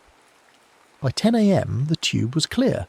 Theo set up his gnomon, a precisely levelled dowel on a marked board, and began tracking the shadow. Local solar noon would arrive at 12:03 p.m. They had one chance. At 11:45, Aria chalked the first loop of the analemma. Her hands were steady now, each line smooth and deliberate. The summer loop, Estes, curving through May and June and July. She placed Magdalena's flawed crystal aside and chalked onward, connecting to the winter loop, Hiems, descending through November and December and January. The figure 8 gleamed against the dark salt. 10 minutes, Theo said. Aria put down the chalk and picked up her last unsalted keepsake, a small magnifying lens her mother had used for field work, its brass rim worn smooth by years of handling. She held it for a moment, then set it in her pouch. I'm going back for the crystal. Aria, 5 minutes, I'll be fast. She placed the flawed crystal on the 1634 mark. The brine seams began to glow. The doorway shivered open, and Aria stepped through into a chamber lit by candles, and the noon beam slanting through a pristine sun tube. Magdalena was waiting, hands folded, smiling. "You've returned. I wondered if you would. You took my crystal. I gave you a better one. You gave me one that drifts. It doesn't land true." Arya kept her voice level. "I need mine back." "Why? This dial is a treasure, a way to preserve everything precious. Your mother's face saved forever in salt. Your friend's music crystallized into relics. You should be grateful." "I didn't want relics. I wanted to remember." Magdalena's smile thinned. "Memory fades, salt endures." "Memory lives." Arya stepped forward. "Give me the crystal." "I think not." The nun moved to block the alcove where she'd retrieved the false crystal weeks ago. Arya didn't hesitate. She darted left, ducked under Magdalena's reaching hand, and grabbed the small wooden box on the alcove shelf. Inside, nested in wool, was her crystal, the original, with its slight inclusion shaped like a leaf. Magdalena lunged. Arya threw the magnifying lens at her feet and ran for the doorway. Behind her, the nun's voice rose sharp and cold. "You'll lose everything. Better to save it, to keep it safe in salt." Arya splashed through the doorway and rolled onto the chamber floor in her own time. Theo was kneeling by the gnomon, eyes locked on the shrinking shadow. 3 minutes, he said. Arya placed her true crystal on the equinox node, the exact centre where the analemma's 2 loops crossed. The brine seams ignited, brighter than before, a lattice of light spreading through the floor. "Now," Theo said. She grabbed the bucket of brine they'd drawn from the fountain and began to pour. The water spread in a thin sheet across the analemma, dissolving the chalk from both loops at once. Arya worked in a spiral, inward and outward, keeping the wash continuous, no breaks, no missed lines. The figure 8 began to blur, summer and winter melting together. Behind her, the doorway flared. Magdalena's face appeared in it, furious, reaching through with one hand to smear the wet chalk, trying to force a permanent mark, a ghost door that would never close. Theo swept his arm through the pooling brine, pushing it toward the nun's hand. The salt water splashed across her fingers and she recoiled with a hiss, pulling back into 1634. The doorway wavered. "Faster," Theo said. Arya dumped the last of the bucket. The chalk lines ran together, dissolving into milky spirals. She dropped to her knees and scrubbed with her bare hands, feeling the salt abrade her skin, the brine stinging in a dozen small cuts. The last trace of chalk lifted from the stone like mist. The gnomon's shadow touched its equinox mark. Perfect solar noon. The chamber filled with light. Not white, but prismatic. Every colour the sun contained refracted through the crystal and thrown across the salt walls. The ghost doors Arya had left from sloppy erasures snapped shut with soft pops. The brine fountain surged, its trickle becoming a gout of water that flooded across the floor, drawing the last microscopic particles of chalk into solution. The crystal on the equinox node pulsed once, twice. The light peaked, painful and beautiful, and then the doorway, the real one, the complete one, the loop properly closed, flashed open and collapsed inward, sealing itself with a sound like a bell struck underwater. Silence. The noon beam faded to its ordinary slant. The chamber was just a chamber again, salt and shadow and the smell of brine. Arya and Theo lay on the floor gasping. Above them the sun tube admitted a soft column of afternoon light that meant nothing at all. That night, Arya returned to her room to find her salt collection unchanged. The key, the compass needle, the phone port, the locket, all still salt. But on her dresser, next to the crystallized remains, her actual house key lay shining and metal. Her compass sat in its case, needle trembling toward north. Her phone, when she picked it up, showed a crack in the screen but charged without trouble. Not everything returned. The locket stayed salt. So did the photo in its frame. Her mother's face now a permanent mineral ghost. The E-string peg from her violin. 2 pencils. A lip balm. The price of meddling, Arya thought. A reminder. She kept the salt key on her shelf next to the locket fragments. They caught the morning light and threw it back in tiny rainbows. Dom agreed, after some persuasion and a promise from Theo's uncle, who taught geology at the university, to keep the chamber accessible for research. They installed a gate at the sinkhole's rim, locked but not sealed. Theo posted their solar noon calculations and historical notes to the local archive. A graduate student wrote a paper on medieval timekeeping and sun tubes. Nobody mentioned doorways. Arya returned once, a week after the equinox, to check the analemma. The floor was clean, the chisel marks still visible but faint. She brought her chalk but didn't draw. Instead, she sat in the chamber at noon and watched the beam strike the empty stone, the pattern waiting, patient and silent. In her notebook that evening, she sketched a tiny analemma on the inside cover. She drew the summer loop, labelled the ticks, then stopped halfway through the winter curve. Unfinished. A promise or a warning, she wasn't sure which. She could return. The dial would still work. The dates were all there, chiselled and patient. But now she knew what it cost to travel, what it meant to salt the past into relics that could never change. Her mother's locket sat on the shelf, a fragile white ghost. Arya picked it up carefully and held it to the window. The afternoon light passed through it like glass, and for a moment she could almost see the photograph inside, preserved not in metal but in memory, in the ache of knowing it had been real. She set it down, closed her notebook, capped the chalk. The analemma could wait, the circle could stay open. Some things, she thought, were meant to be finished, and some things were meant to remain just out of reach, a door drawn but not opened, a pattern traced but not travelled, the last line left unwritten so the story could continue. Outside, the sun dropped toward the hills. In the cathedral beneath the chapel, the brine fountain trickled in steady time, dissolving nothing, preserving nothing, simply marking the hours as they passed.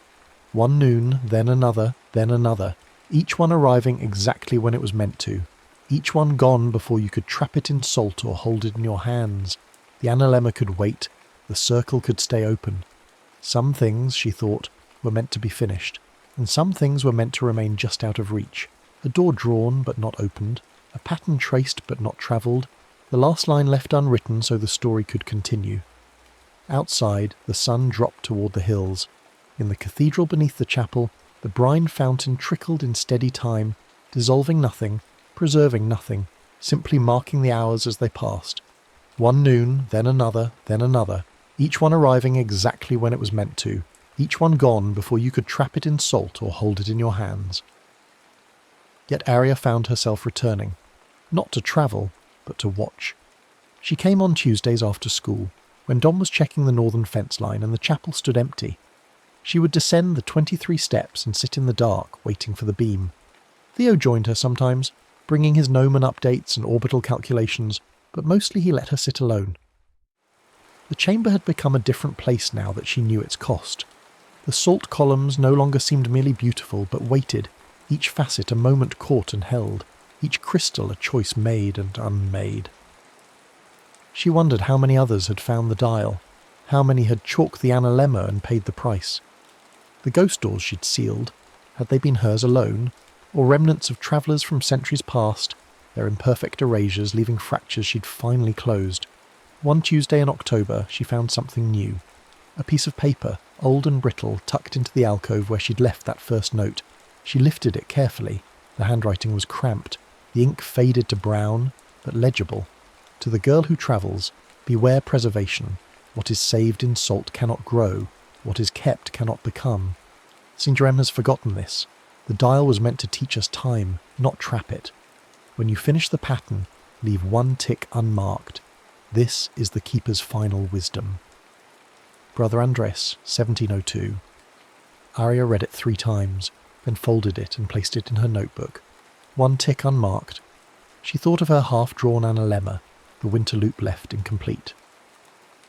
Perhaps Brother Andres had understood something Magdalena never could, that completion meant ending, and some doors were healthier left ajar. At home that evening she found her father in the kitchen, cooking the pasta dish her mother used to make. He'd gotten the spices wrong, too much oregano, not enough basil, but he was trying. Arya watched him stir the pot, his shoulders slightly hunched, and thought about the salt locket on her shelf. She could go back to the day her mother died. October 17th, 2 years passed. She could chalk that date precisely, place the crystal, step through and see her one more time. But she would return to find what? Another object salted. Her father's watch, maybe. His wedding ring. The last photograph of them together. And her mother would still die, still be gone, still be nothing but a memory Arya carried forward alone. She set the table instead. They ate in quiet, and the pasta tasted wrong but warm, and that was enough. The graduate student, a woman named Clara who wore her hair in 2 long braids and smelled like library dust, visited the cathedral in November. Theo had mentioned the sun tube in his archive notes, careful not to include anything about doorways or time. Clara measured everything: the tube's diameter, its angle relative to true north, the precision of the chisel marks on the analemma floor. "Extraordinary," she said, kneeling beside the figure 8.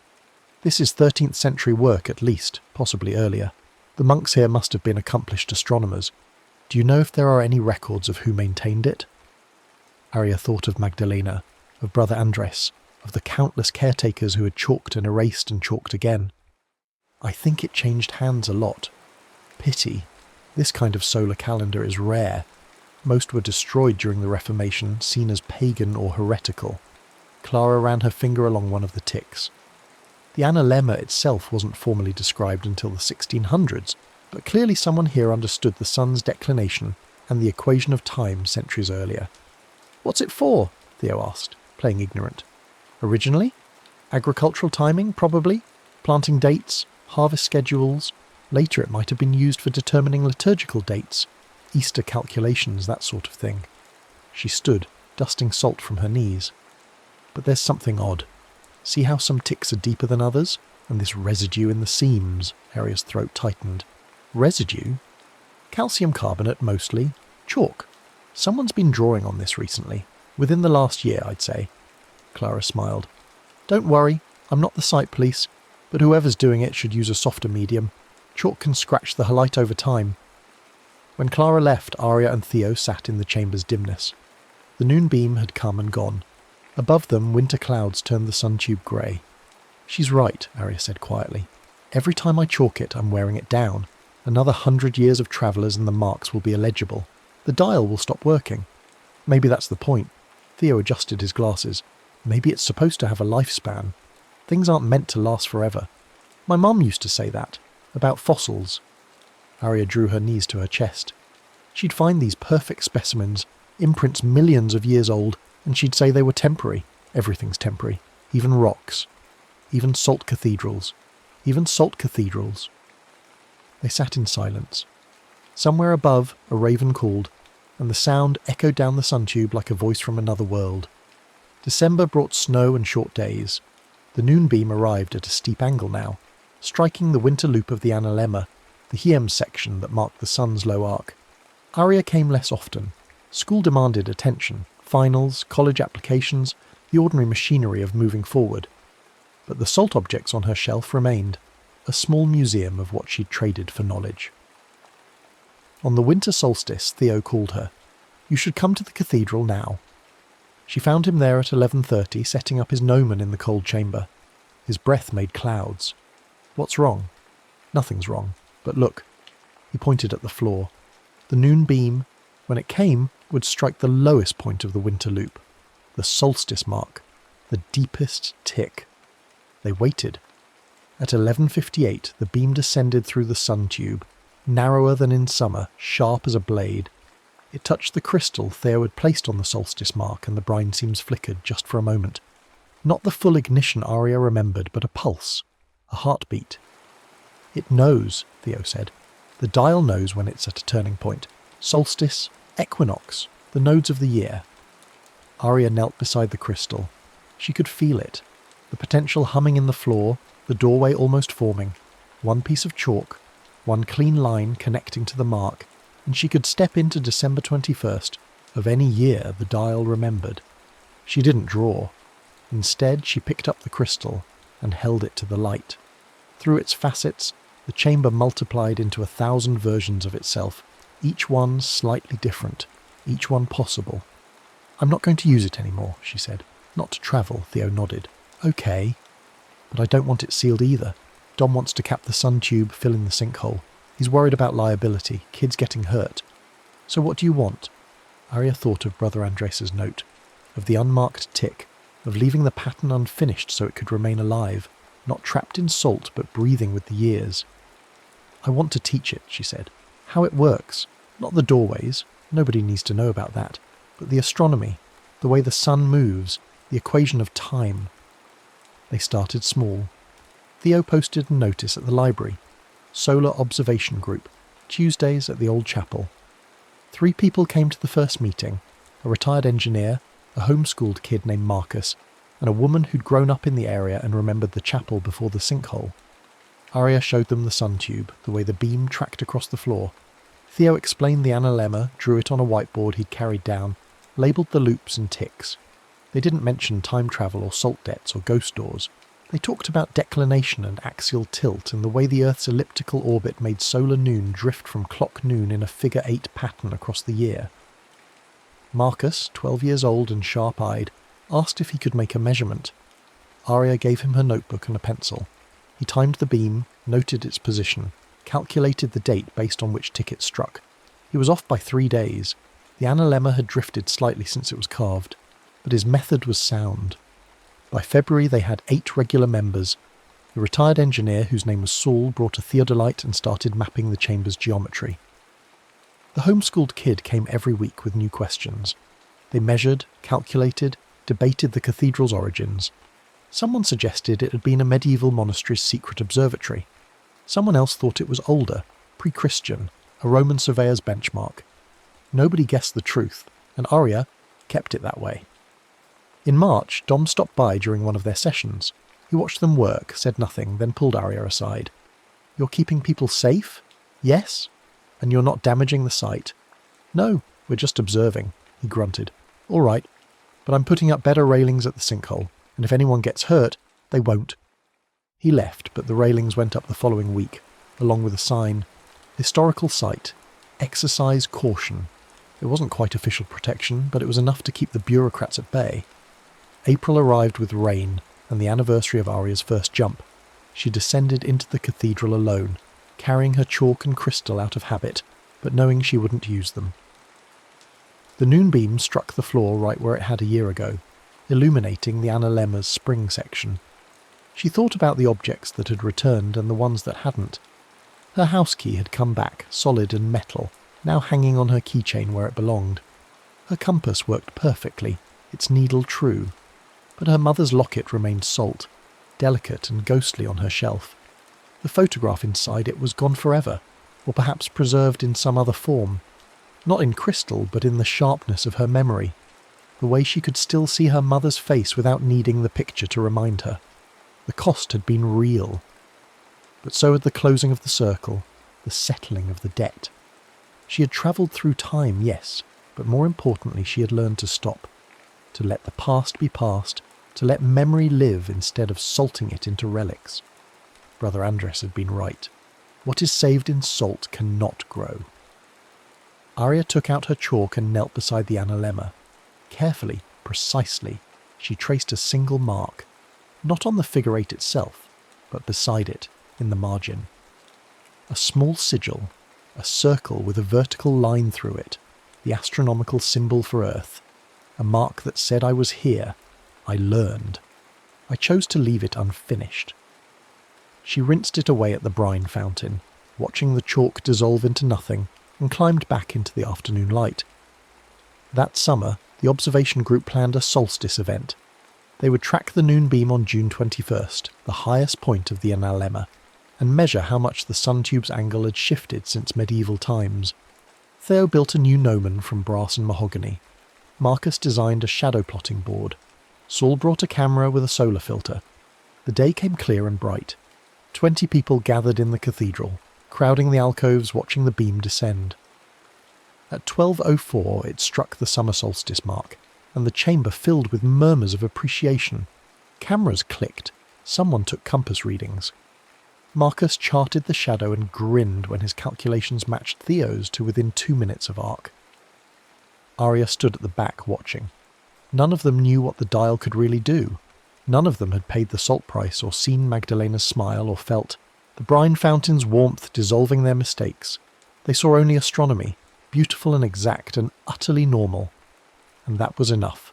More than enough. After the group dispersed, Arya stayed behind. The chamber had returned to shadow, the solstice moment past. She sat beside the analemma and thought about cycles, the Earth's long spin, the sun's patient track, the way every year returned to the same marks and yet nothing was ever quite the same. Her phone buzzed. A text from her father. Dinner at 6. Trying Mum's lasagna recipe. Wish me luck. She smiled and typed back, I'll bring garlic bread. As she climbed the stairs, she passed the alcove where she'd left her first note, the one addressed to herself from yesterday. The paper was long gone, dissolved by time or taken by some other traveller she'd never meet. But the act of leaving it had mattered. The act of marking time, of saying I was here, of moving forward. At the top of the stairs, Arya turned and looked back down into the dark. The sun tube admitted a slant of late afternoon light, thin and golden, striking nothing in particular, just salt and shadow and the patient ticking of water on stone. She could return tomorrow, next week, next year. The dial would be there, waiting, its pattern worn but legible, its doors ready to open for anyone who learned the rules and paid the price. But for now, she thought, for today, she would go home. She would eat imperfect lasagna with her father. She would finish her college essay about geological time and human memory. She would live in the present, in the moving moment that could never be trapped or salted or held. The past was behind her, preserved not in crystal, but in the person she'd become by travelling through it. And the future waited ahead, unmarked, unmeasured, a blank space on the Analemma where anything might be written. She closed the gate and walked toward the parking lot where Theo was waiting in his car. Through the rear window she could see his cardboard sun model on the back seat, its brass earth bolt catching the light. He waved, she waved back. Above them, the sun tracked westward, moving through its daily arc, tracing its slow figure eight across the months and years. The dial would mark it faithfully, one noon at a time, whether anyone watched or not. Some things, Arya had learned, were meant to be witnessed, and some things were meant simply to be, patient and permanent and utterly indifferent to human desire. She got in the car. Theo pulled onto the road. The chapel shrank behind them, and the shadows lengthened, and the day moved forward like all days, carrying them with it into whatever came next. The next story is about to begin. Please relax and enjoy. The old dome stood at the summit like a fractured skull, its copper plating gone green and split along the seams where rain had worked its patience for decades. Maya climbed the last switchback as the sun dropped behind the ridge, her backpack heavy with camera gear and the battered lunar atlas that had belonged to her grandfather. 16 years old and precise in the way of people who photograph stars, she had come for the eclipse, for the clean geometry of shadow-crossing light, for a vantage no floodlit parking lot could offer. The observatory had been abandoned since before her parents were born. Built in the 1890s, when men still believed the heavens could be mapped by hand and eye, it had served one astronomer, Dr. Gideon Hare, whose name appeared in faded gilt on the dedication plaque beside the rusted door. Maya had read about him once in a Historical Society newsletter, a man obsessed with lunar topography who had vanished in 1922 without explanation, leaving only his instruments and a fire-scarred logbook filled with columns of numbers. She pushed through the door. Inside, the dome's interior curved overhead like the inside of a broken egg. Moonlight already slanted through the aperture slit, painting a silver stroke across the floor. The equatorial mount stood at the centre, its brass fittings clouded with verdigris, its telescope long since removed or stolen. But there, beneath a canvas tarp stiff with dust and bird droppings, Maya found something else entirely. A shallow pan, perhaps 3 feet across, set into a brass gimbal that allowed it to tilt and rotate with mechanical precision. The pan's interior was mirror bright, untouched by time, and when she pulled the tarp fully away she saw why. Mercury. A perfect pool of it, thick and luminous, holding the last daylight like molten silver. Around the gimbal's base someone had etched degree markings for altitude and azimuth. A brass alidade lay beside it, its sighting vanes still straight and true. Maya crouched beside the device, careful not to disturb it. Her grandfather had taught her the old ways of celestial navigation, the patient art of measuring angles against the horizon, of consulting tables to find where a celestial body should be at any given moment. This was a selenograph's tool, she realised, an instrument for mapping the moon. But why Mercury? Why a mirror instead of a lens? She opened the logbook she found on a nearby shelf, its leather cover cracked and fire-darkened along one edge. Dr. Hare's handwriting filled the pages, neat columns of dates, lunar phases, altitude and azimuth readings, all annotated with observations. But as she flipped deeper, the entries changed. The scientific precision remained, but the content shifted. Third traversal successful. Observed the Leonids as predicted. Sundial shadow lost upon return. And later, the det grows. Main Street flattens in noon sun. Must find the standstill alignment. And finally, scrawled in a shaking hand, I have become a keeper of what I stole. The dome's penumbra holds me now. Let no one follow this path without understanding the cost. Maya photographed the pages with her phone, then set up her eclipse equipment. But her mind stayed on the mercury pan, on the precise angles carved into its mount, on the logbook's warnings that sounded like madness but read like mathematics.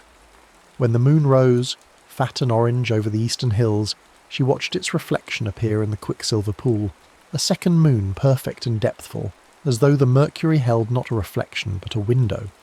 She should have been setting up her camera. Instead, she found herself consulting the logbook's tables, tracing the numbers against her own ephemeris data. November 15th, 2024. Lunar altitude 18 degrees, azimuth 102. She compared it to an entry from November 15th, 1899. The Leonid meteor shower, a storm of falling stars, altitude and azimuth carefully recorded. The phase matched, waxing gibbous, 78% illuminated. Maya's hands moved before her mind caught up. She adjusted the gimbal, tilting the pan to match the historical altitude, rotating it to the precise azimuth. The moon well, Dr. Hare had called it in his notes.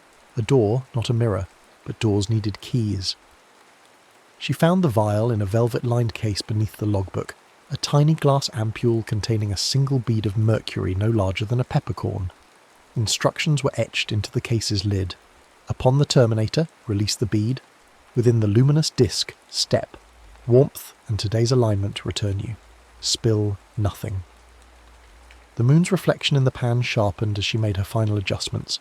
It no longer looked like a reflection at all, but like a hole in the Mercury's surface, a well of lunar light reaching down into impossible depth. The terminator, the line between the moon's lit and dark hemispheres, bisected the disk with surgical precision. Maya held the vial above it, her hand steady from years of long exposure photography, and tilted it just enough. The bead fell. It did not sink into the mercury, but rolled along the terminator's edge, leaving a faint luminous trail, and stopped exactly at the disk's centre. The reflection deepened further, the moon swelling until it filled the pan's diameter, until Maya could see the shadows of its mountains and the bright rays of its craters with impossible clarity. Light poured upward from the pool, cold and white, painting the dome's interior in shades of silver and ink. She should have been afraid. Instead, she felt the same pull she always felt when framing a perfect shot, the sense that something true waited just beyond the shutter's click. Maya placed one foot into the disc. The mercury held her weight like solid glass. She stepped fully in, and the dome fell away. The sensation was not of falling, but of inversion, as though she had stepped through a mirror into the same room, reversed.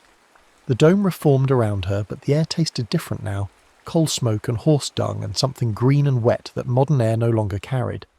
The equatorial mount gleamed with fresh brass and new paint. A telescope, massive and beautiful, pointed skyward through the aperture.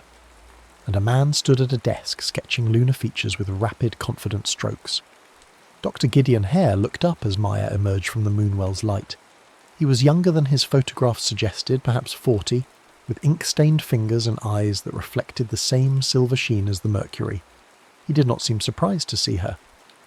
November 15th, he said, consulting a pocket watch. 1899, you aligned well. The Leonids will begin in approximately 40 minutes. I assume you've come to observe them. Maya's mouth worked soundlessly. The man continued sketching, adding shading to a crater's interior with delicate cross-hatching. Outside, through the dome's aperture, stars burned with a brilliance she'd never seen, unpolluted by electric light, fierce and numberless. I'm Maya, she managed. I found your logbook, the moonwell. Ah, Hare set down his pen. Then you know what it costs. Each traversal takes a shadow from the time you left. Small at first, easily missed. A sundial stripe, a fence post's darkness. But the debt compounds, I learned that too late. He gestured toward the window. Look at me in the moonlight. Maya looked. Dr. Hare cast no shadow. Even with the moon pouring light through the dome's opening, even standing directly in its silver flood, he produced no darkness at all. He was a figure of pure light, depthless, wrong. I travelled too often, he said quietly, mapping the moon's libration, chasing meteor showers, recording occultations. Each time I returned, something flattened. Shadows vanished. By the time I understood I had stolen too much, the town below lost its depth. Photographs went flat. Summer turned strange, neither cool nor warm, because shade no longer existed to contrast the light, and I became this. He spread his hands. A keeper of stolen shadows, bound to the penumbra I destroyed. The logbook said something about a standstill alignment, Maya said, a way to return what was taken. Hare's expression shifted, something like hope or hunger crossing his depthless face. The lunar standstill. When the moon reaches its maximum northern or southern declination, its altitude and azimuth at moonrise barely change across years, even decades. Align the moon well to that geometry, spanning multiple nights across time, and you create a channel. Shadows can flow back through it, restored to their proper moments. But it requires perfect precision and more traversals than I had strength left to attempt. Outside, a streak of light crossed the sky, then another, the Leonids beginning their celestial storm. Maya watched through the dome as meteors fell like burning rain, dozens per minute, bright, enough to cast fleeting shadows across the hilltop. Dr. Hare had returned to his sketching, capturing the shower's radiant point with quick shore lines. She realised that from his perspective she was the ghost, the impossible visitor from a future he would never see. "How do I go back?" she asked. Hare pointed to a spirit lamp on the desk. "Warm the pan gently. The mercury will ripple and break the disc. Realign to your present ephemeris, skim the bead back into its vial across the ripples, and step through before the moon shifts. But be certain of your numbers. An error leaves you stranded." Maya pulled out her phone, shielding its glow. The ephemeris app showed the current moon, her moon, already 10 degrees higher than it had been when she jumped. She had perhaps 20 minutes before the alignment drifted too far. She lit the spirit lamp with matches from Hare's desk and held it beneath the moonwell's base. The mercury shivered. Tiny ripples spread from the centre, fracturing the moon's reflection into dancing fragments.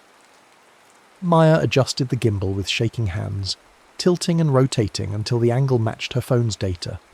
The ripples smoothed slightly, and through them she saw not the November sky of 1899 but the familiar light-polluted haze of her own time. She found the bead still resting on the terminator, somehow present in both moments simultaneously, and used a clean glass rod from Hare's equipment to coax it back into the vial. The instant it left the mercury, the disc began to collapse. "Wait!" Hare called out. But Maya was already stepping through, the inverted sensation pulling her forward, and the dome reformed around her once more. Modern again, silent, empty. She checked her phone. 8 minutes had passed in her present. The moon hung exactly where her calculations predicted. Her camera equipment sat undisturbed. The eclipse still 40 minutes away. Everything was precisely as she had left it. Except when she looked out the dome's western window, toward the valley town below, the library's sundial cast no shadow. The moon illuminated it perfectly, a bright circle of stone, but the gnomon produced no darkness at all.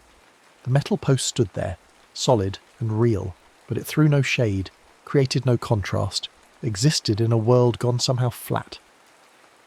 Maya's hands went cold despite the mild November night. She had brought back a photograph of the Leonids, still displayed on her phone screen, shot in a time 125 years gone. She had spoken with a dead man and returned. She had proven that the moonwell worked exactly as the logbook described, and she had stolen a shadow from her own world without meaning to, without understanding, the way a child might pocket something bright without grasping what theft means. She should have left then, should have locked the dome and never returned. But Maya was 16 and precise, and had been raised on the idea that problems had solutions if you measured them, carefully enough. She spent the eclipse documenting the moonwell instead, photographing the mercury pan from every angle, copying the logbook's tables into her own notes, testing the gimbal's range and calibration. When dawn began to grey the eastern sky, She climbed down the hill with a pack full of data and a mind already working through the mathematics of correction. At school the next day, she found Ravi in the makerspace, bent over a breadboard and a tangle of wires. Ravi built instruments the way other people doodled, restless hands always measuring or calibrating or improving something. They had been friends since middle school, bonded by a shared inability to leave broken things broken. "I need an ephemeris calculator," Maya said without preamble, "one that can handle historical dates, parallax correction, atmospheric refraction, and libration. With an interface I can use in the field." Ravi looked up, pushing back safety goggles. "Good morning to you too. Why?" Maya hesitated. The truth sounded insane, but Ravi had never required normal. "I found something at the old observatory, a navigation instrument. I want to test its accuracy." "The place they're about to demolish?" Ravi pulled up a news article on his laptop. Ellery Development submitted their permit last week. They're turning the whole hilltop into luxury condos, groundbreaking in 3 months. Maya felt something tighten in her chest. 3 months to understand the moon well, to master its alignments, to find the standstill solution Dr. Hare had mentioned. 3 months before floodlights and construction crews made precise nighttime observations impossible. "Then I need the calculator soon. Can you build it?" Ravi grinned, the expression of someone handed an interesting problem. "I can have something working by Friday, but I want to see this instrument, and you're buying lunch for a week." Friday came, and Ravi followed Maya up the hill. The sunset painted the valley in shades of amber and rose. She had checked the sundial every day that week, documenting its shadowless state, watching as the anomaly spread. By Wednesday, the flagpole outside the post office had joined it, standing bright in afternoon sun but producing no darkness. By Thursday, 3 different streetlights near the library failed to cast pools of shadow beneath them, their light somehow dispersing without contrast. No one else seemed to notice, or if they did, they dismissed it as a trick of perception, the way eyes adjust and ignore. But Maya's eclipse photographs confirmed it.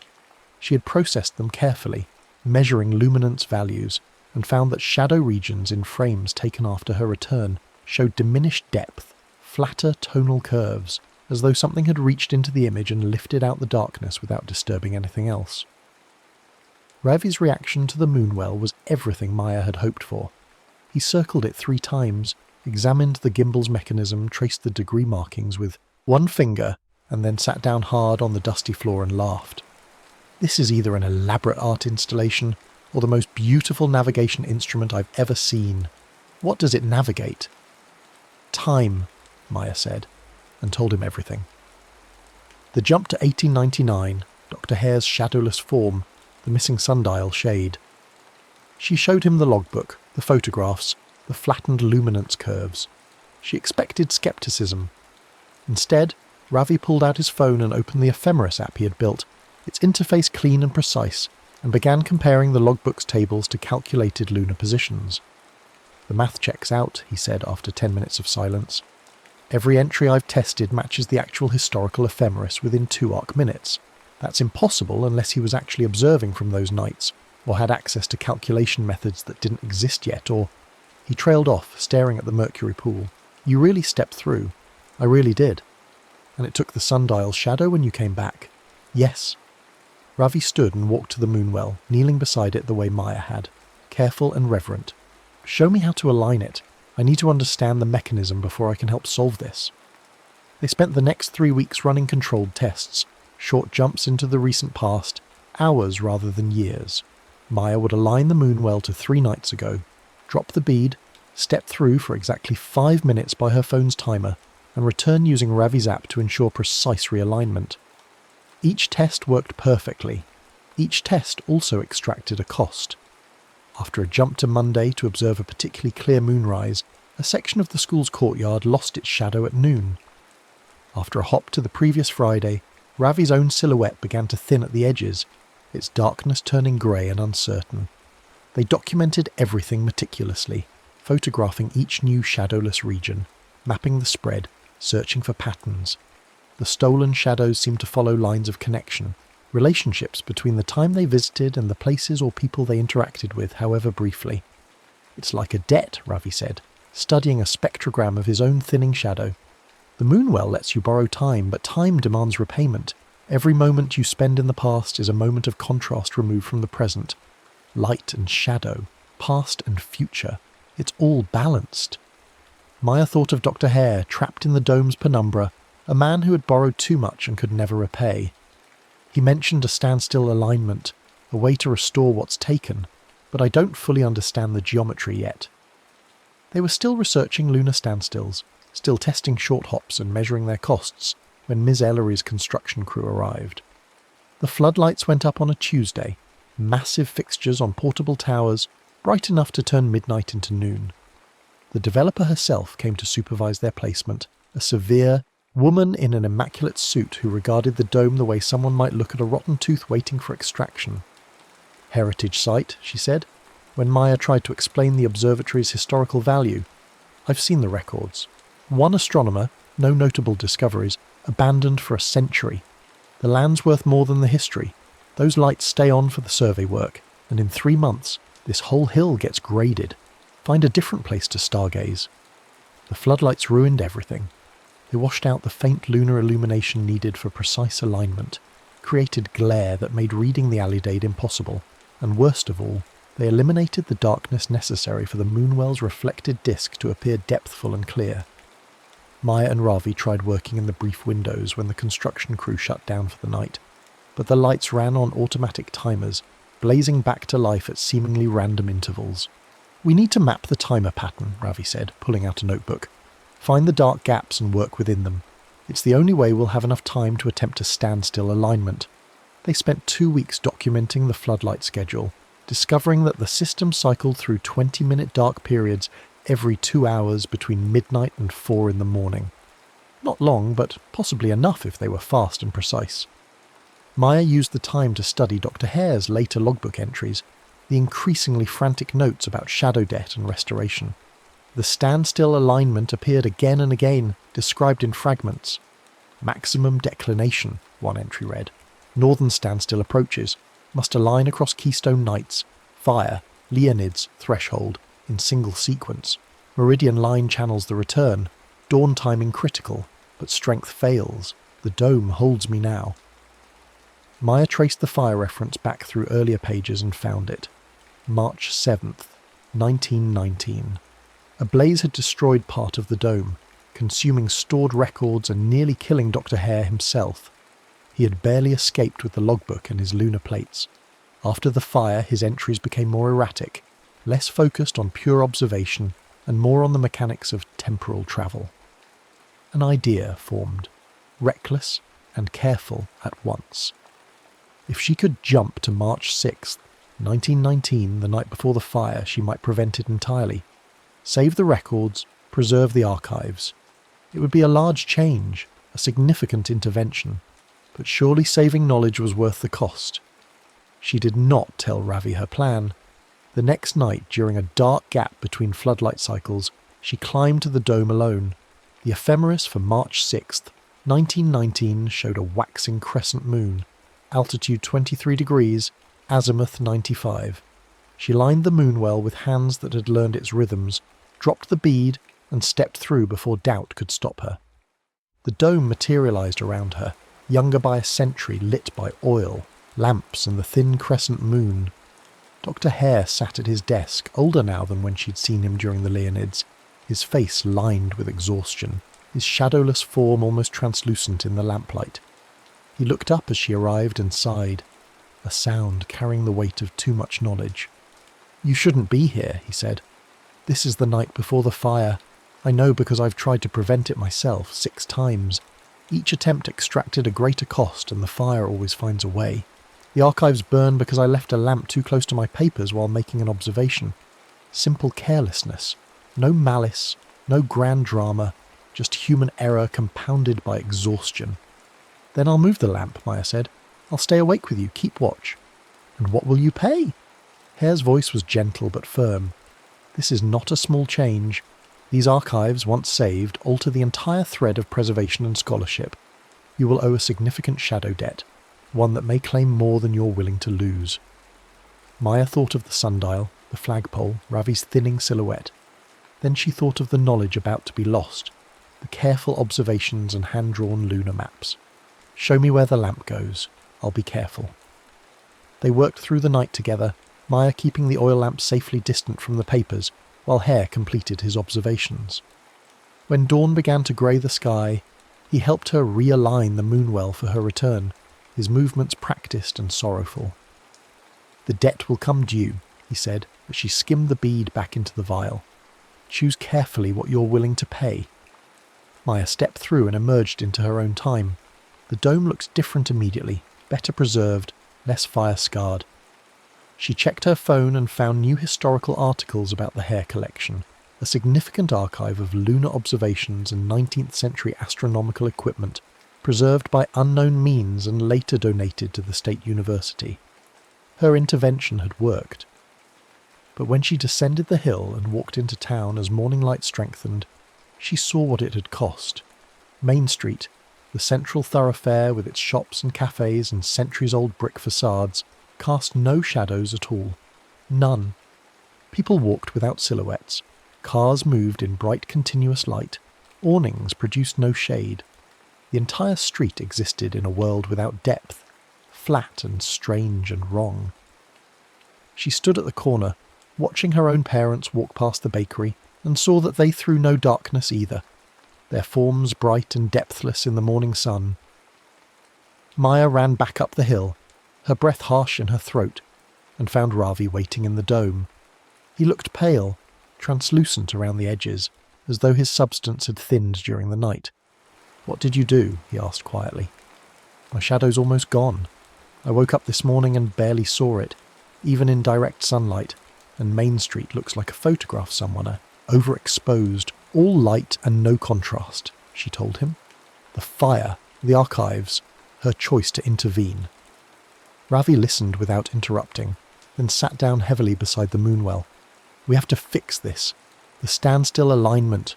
We need to figure it out before the debt spreads further, before there are no shadows left at all."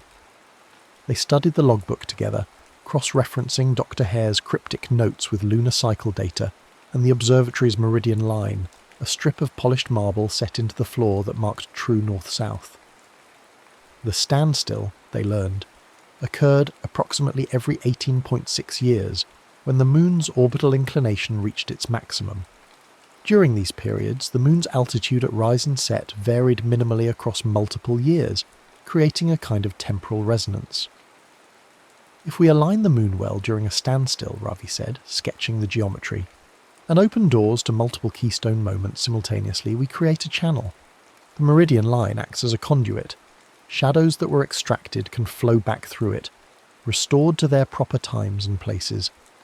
But it requires perfect precision across several alignments in rapid sequence, and we'd need to do it all during a single dark gap before the floodlights cycle back on." "Can your app calculate the sequence?" Maya asked. "Already working on it. But Maya, there's a problem. The next northern standstill peaks in 8 days, and according to these notes, the alignment window is vanishingly small, maybe 90 seconds. If we mistime it, if the floodlights come on, if clouds roll in, we have to try." They prepared obsessively. Ravi built a portable spirit lamp with precise temperature control and modified the alidade to include electronic-level readouts, accurate to 1/10 of a degree. Maya photographed every inch of the dome and memorized the meridian line's orientation. They mapped the floodlight timer down to the second and identified a 23-minute dark gap starting at 2:47 in the morning of the standstill date. It would have to be enough. Ms. Ellery's crew advanced their timeline. On the 5th day of preparation, a surveyor appeared at the dome with eviction paperwork and a firm deadline. 3 days, he said. "After that, this structure is coming down whether you're in it or not. Developer's orders, clear your things and stay off the property." Maya and Ravi ignored him. They had no intention of leaving before the standstill, and after that either the dome would matter in new ways or nothing would matter at all. On the night of the alignment, they arrived 2 hours early and began setting up. Ravi had programmed his app with a sequence that would guide Maya through 3 precise angles in 90 seconds.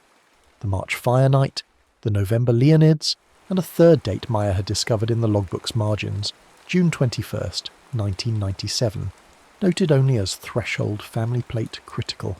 "What's the 97 date about?" Ravi asked as they calibrated the gimbal.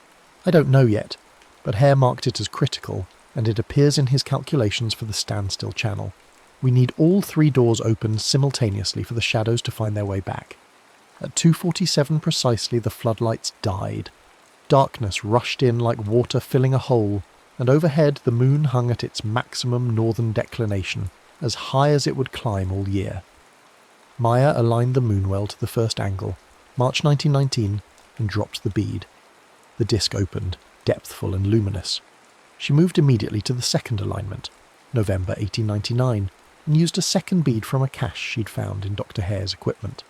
Another door opened, the 2 discs somehow occupying the same space, overlapping, creating a double exposed reflection of 2 moons, 2 nights. Ravi called out time warnings. 60 seconds to floodlights. You need the 3rd door. Maya's hands flew across the controls, adjusting altitude and azimuth for June 97. The app showed the angles, but something felt wrong, off by some factor she could not name. She compensated by instinct, by the feel of the gimbal under her hands, and dropped the 3rd bead. The disc shivered, and 3 moons appeared in the mercury, 3 nights layered like transparencies. Light poured up from the moonwell in a column that painted the dome's interior in impossible silver. Through the layered discs, Maya saw Dr. Hare standing at his desk in the March night, watching her with sorrowful pride. She saw the Leonids falling like rain in November 1899, and through the June door she saw herself, not her present self, but a child, perhaps 6 years old, standing in the dome with her grandfather. This was the threshold night, she realised.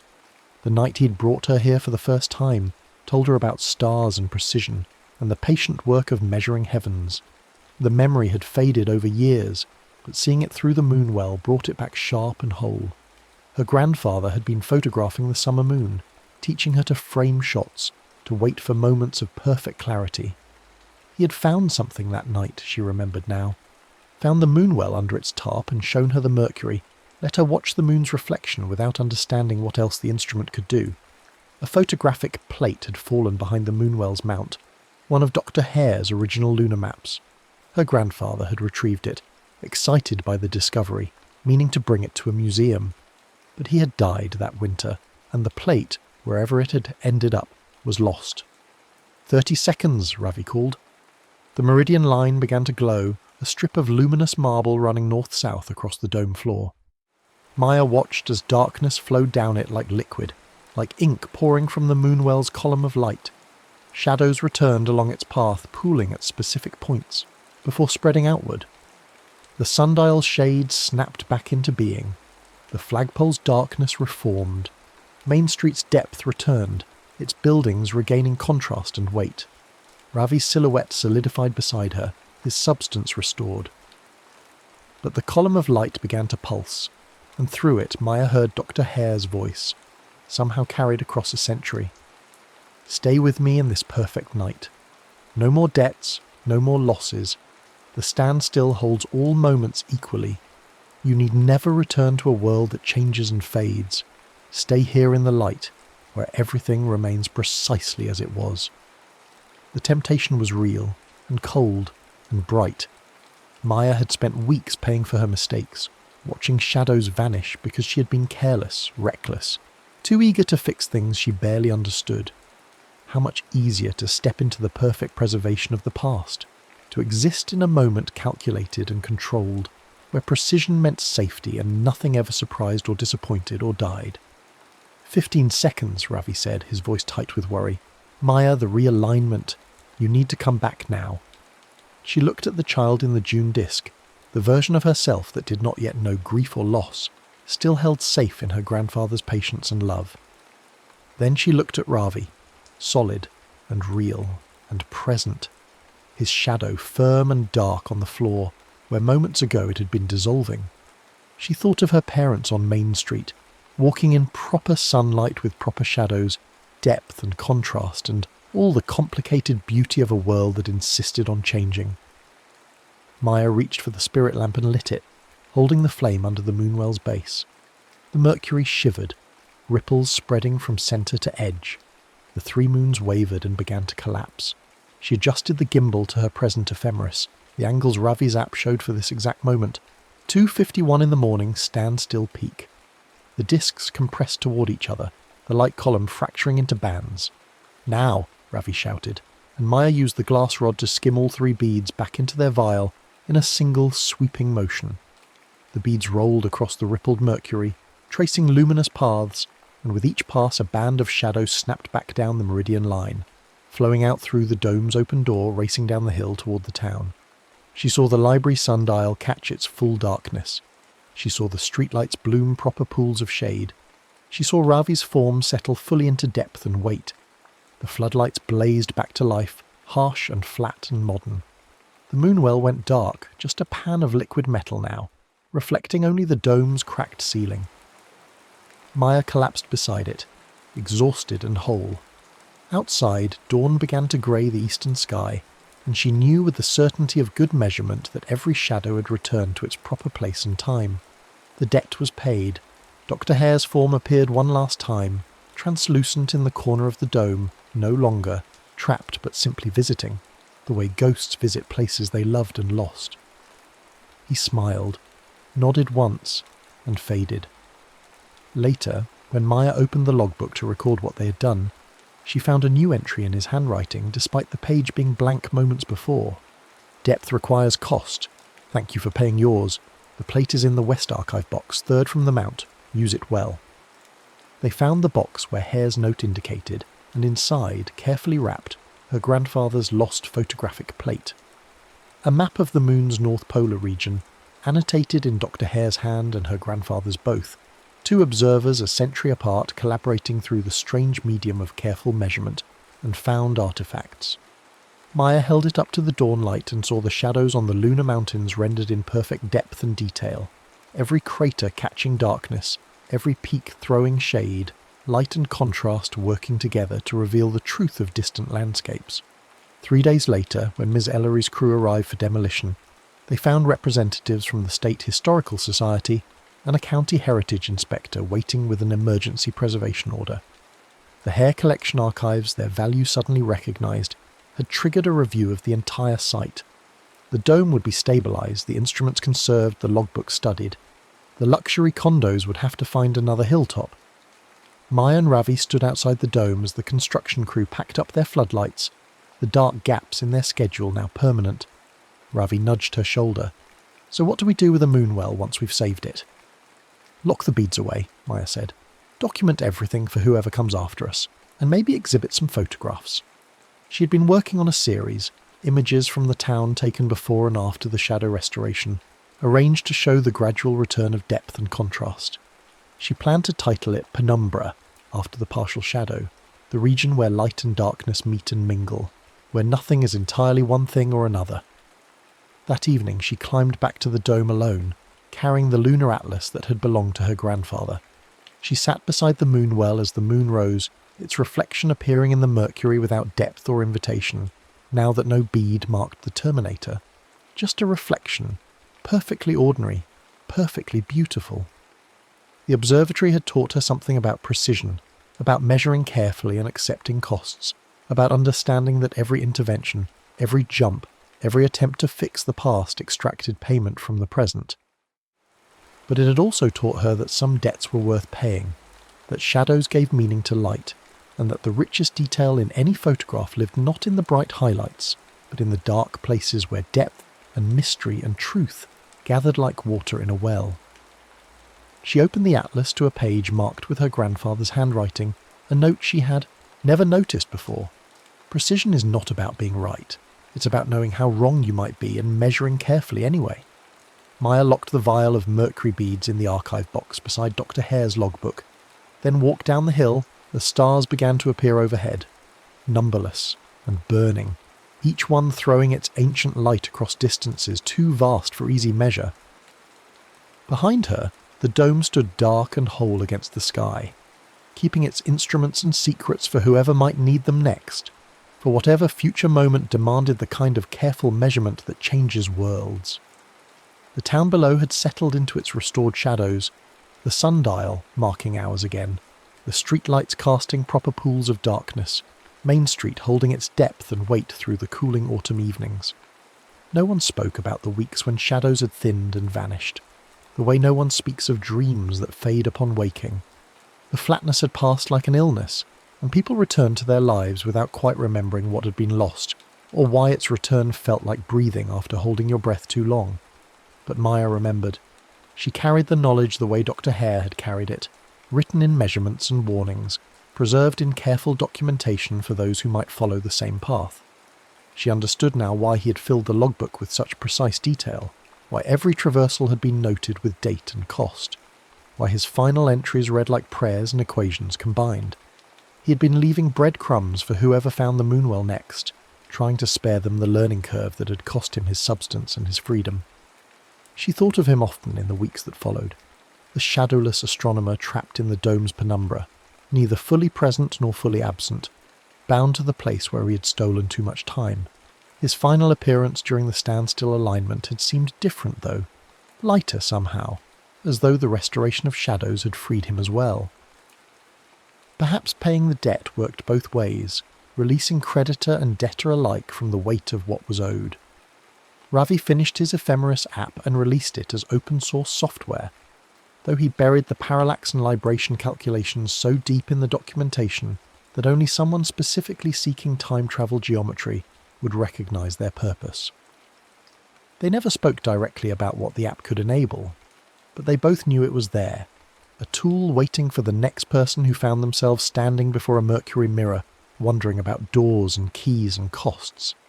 The Historical Society's preservation of the dome moved quickly once bureaucracy recognised the value of Dr. Hare's archives.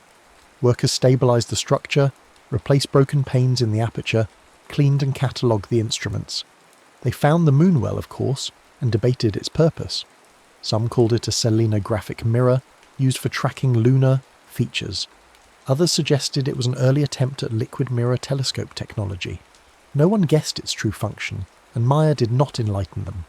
Some knowledge needed to be discovered rather than given, earned through the patient work of alignment and measurement and costly mistakes. She did donate the photographic plate her grandfather had found, the one showing the moon's north polar region, with annotations from 2 different eras.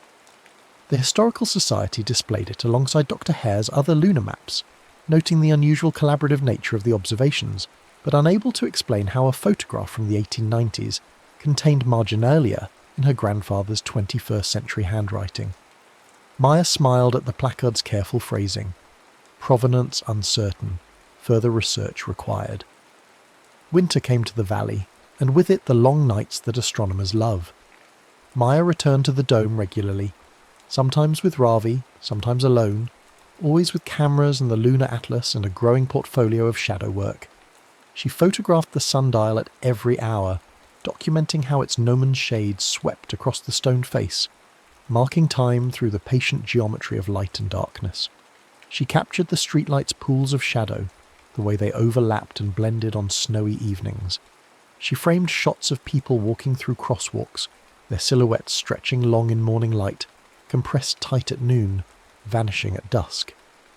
The exhibition opened in March, on the anniversary of the fire that had almost destroyed the archives, though only Maya and Ravi understood the significance of the date. She called it Penumbra, Studies in Depth and Cost, and filled the gallery with paired images showing the same scenes before and after shadow restoration. Most viewers saw them as artistic studies in contrast and light. A few, those who had lived through the shadowless weeks without quite remembering them, stood before the photographs with expressions of recognition and unease, as though the images touched some half-forgotten dream.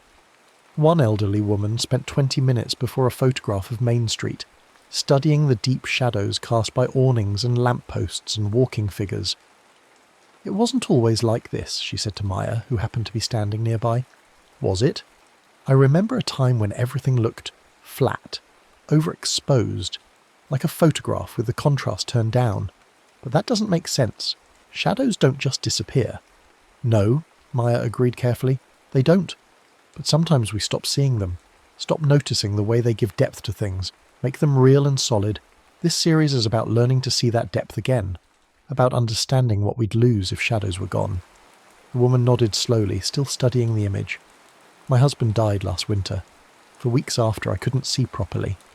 The world looked flat to me, like someone had reached in and removed all the dimension, left only the bright surfaces. I thought it was grief doing that, changing my vision. But maybe it was something else. Maybe the world really did go flat for a while.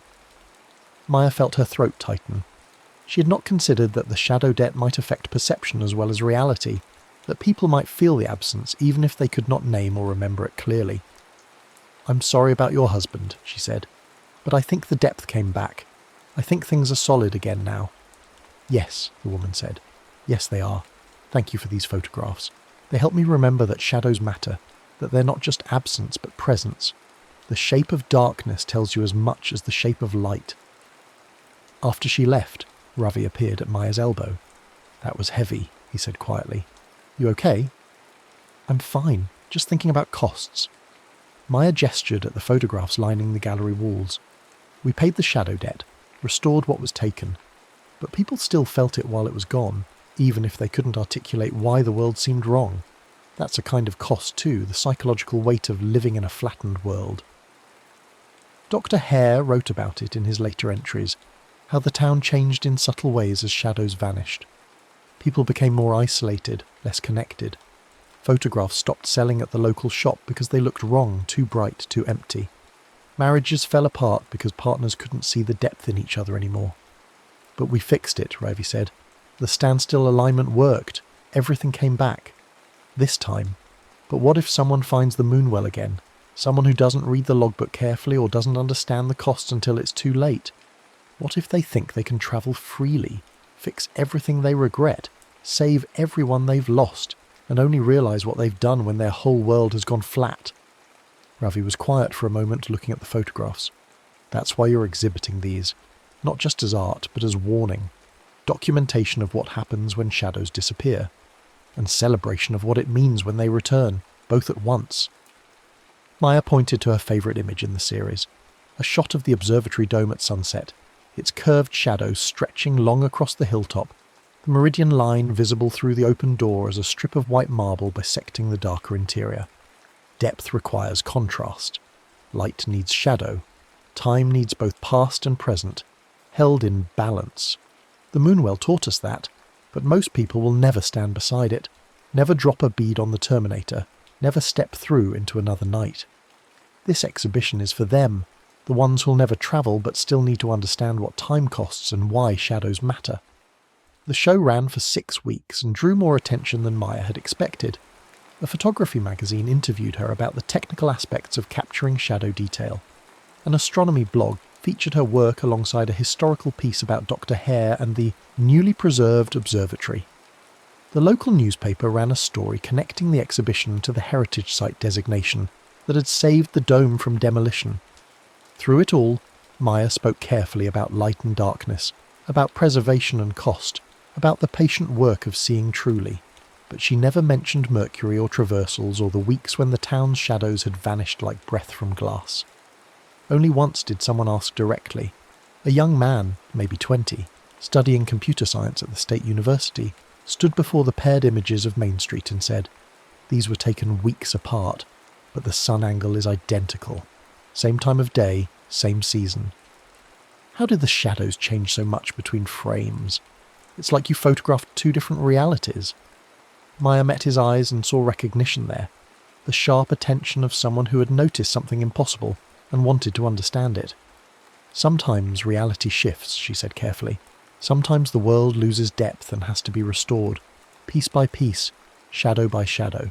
If you're interested in how that works, there's a logbook in the observatory archives. It's publicly accessible now, part of the Hare collection. Look for the entries from 1919 onward. They're written in the language of astronomy, but if you read carefully, they're about something else entirely." The young man nodded slowly. "Time travel," he said, so quietly that no one else could hear. "That's what this is really about. The observatory, the instruments, the missing shadows. Someone found a way to move through time, and it cost them something, cost the whole town something." "If someone had found that," Maya said, matching his quiet tone, "and if they had learned what it cost, and if they had managed to restore what was taken, what would you say to them?" He thought about that for a long moment, studying the photographs with new understanding. "I'd say thank you for paying the debt, and I'd say be careful who else you tell. Not everyone should have access to that kind of power, even if they think they'd use it wisely, especially if they think they'd use it wisely. Good answer, Maya said. The logbook is there if you need it, but read all of it before you make any decisions. Understand the full cost before you consider paying it. Will do. He handed her a business card with his university email. If you ever want to talk about astronomical instruments and their unusual applications, let me know. I'm good with temporal mathematics and ethical frameworks. Might be useful if anyone needs to calculate, say, the long-term consequences of specific observational choices. Maya pocketed the card, recognizing an ally when she met one. The knowledge would spread this way, carefully and slowly, passing between people who understood precision and cost, who would approach the Moonwell with respect rather than casual curiosity. Dr. Hare's legacy, preserved not just in archives but in the careful transmission of understanding from one generation to the next. Spring arrived with longer days and shorter nights, the moon's phases cycling through their eternal rhythm, waxing and waning and waxing again. Maya graduated high school with a portfolio strong enough to earn scholarships, her Penumbra series opening doors to programs that valued technical skill and conceptual depth. Ravi received early admission to engineering school, his ephemeris app cited in the application as evidence of his ability to solve complex interdisciplinary problems. They climbed to the observatory one last time before leaving for college, carrying no cameras or instruments, just themselves and the knowledge they had earned through traversals and costs and the patient work of restoration. The dome stood stable now, its copper plating cleaned and repaired, its interior preserved as historical space. Tourists visited on weekends, guided by docents who explained the equatorial mount and the brass alidade and the curious mercury mirror whose purpose remained officially uncertain. But at night, when the site closed and the tourists departed, the dome returned to its essential silence, moon-washed and patient, waiting for whoever might next understand what it offered and what it demanded.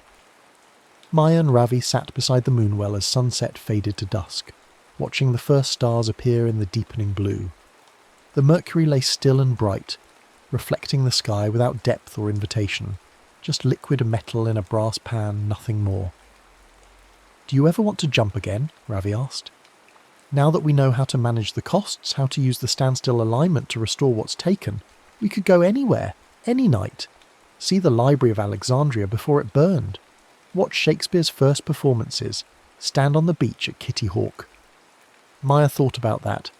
The temptation of endless nights accessible through precise calculation and careful alignment. "I think about it," she admitted. "But I also think about Dr. Hare, how he started with pure observation and ended trapped in the consequences of his own curiosity. The Moonwell isn't evil or corrupt. It's just powerful, and power always costs something. Maybe the smart thing is to know it exists, to understand how it works, and to use it only when the cost is worth paying, not for curiosity or adventure, but for preservation, for saving things that truly matter. Like the archives from the fire. Like the archives, like knowledge that would otherwise be lost. But not casually, not often, and never without counting the cost first." She touched the vial in her pocket, the mercury beads locked safely away, keys to doors that should remain mostly closed. "We're the keepers now, the way Dr. Hare was. Our job isn't to travel, but to preserve the instrument and the knowledge, to make sure it's here when someone genuinely needs it, and to make sure they understand what they're taking on before they drop a bead and step through." Ravi nodded, looking up at the emerging stars. "The next standstill is in 18 years. If someone needs to restore shadows then, they'll have the logbook and your photographs and my app. They'll have everything we learned, all the mistakes we made and corrected. They won't be starting from nothing the way we did. That's all we can do," Maya said. "Pass on understanding, leave better instructions than we received, hope that whoever comes next is as careful as they are curious." The moon rose, fat and amber over the eastern hills, exactly as it had risen the first night Maya climbed to the dome with her camera and her grandfather's atlas, and no idea what she would find. How long ago that seemed now, though barely 9 months had passed. She had been looking for a clean place to photograph an eclipse, a simple shot of celestial mechanics, light and shadow in their eternal dance. Instead, she had found a door to every night that had ever been, a mirror that reflected not just the moon but time itself, and in using it, in paying its costs, had learned more about depth and measurement and the weight of choices than any textbook could teach. She thought of the woman at her exhibition, the one whose husband had died, who had felt the world go flat in her grief and confusion when the shadows vanished. That was the true cost of the shadow debt, not just the physical absence of darkness, but the emotional weight of living in a world suddenly bereft of depth and solidity. Dr. Hare had noted it in his later entries. Depression rates rising in town, divorce filings increasing, people reporting feelings of unreality and disconnection. When shadows disappeared, more than visual contrast vanished. The sense of substance itself eroded, leaving people adrift in a bright, flat world where nothing seemed quite real. And when the shadows returned during the standstill alignment, that weight had lifted. Not immediately, not for everyone, but gradually, like winter giving way to spring, the world had regained its solidity and depth. The woman's comment about things feeling solid again wasn't metaphorical but literal description. Shadows had come back, and with them, the felt sense of reality, the anchoring weight of darkness that made light meaningful. "We should go," Ravi said, as full dark settled over the hilltop. "The dome closes soon, and I don't want to get locked in. Though I suppose if we did, we'd know how to get out." He grinned, gesturing at the moonwell. Maya smiled back but shook her head. "No casual jumps, remember? We're keepers, not travellers. Besides, I like this time, this present. It's flawed and complicated and full of problems we can't solve by jumping backward. But it's ours, it's real, and it casts proper shadows." They left the dome as the moon climbed higher, its light painting the hillsides silver and black, every tree and stone throwing perfect darkness. Maya looked back once at the observatory, its dome silhouetted against the starfield, its shadow, pooling dark at its base, and felt a deep sense of rightness. The moonwell waited within, patient and powerful, ready for the next person who needed it badly enough to pay its costs. But for now, tonight, this moment, Maya had paid her debts and learned her lessons and earned the right to walk forward into the future rather than sideways through the past. Behind them, inside the dome, the mercury lay still as glass, reflecting nothing but the slow wheel of stars and the patient moon that had witnessed every human night since the first fires burned and cast their small defiant shadows against the darkness of the world. The moonwell remembered Dr. Hare and his obsessive mapping, remembered Maya and Ravi and their costly restoration, and would remember whoever came next, whenever they came, however they used the instrument that could open any night like a door if you measured carefully enough and understood what you were willing to pay. Depth requires contrast. Light needs shadow. Time demands both past and present held in careful balance, neither one consuming the other, both existing in their proper places, casting their proper shades. The moonwell taught that lesson to everyone who used it, carved the understanding into their bones through the weight of shadow debts paid and restored. And those who learned it well, who understood the true cost of traversal, became not travellers but keepers, guardians of the instrument and the knowledge, standing watch over a power that could reshape worlds for anyone who had the precision to align it and the wisdom to know when that precision was worth the price it would extract. Maya descended the hill with Ravi beside her, their shadows stretching long in the moonlight, solid and dark and real.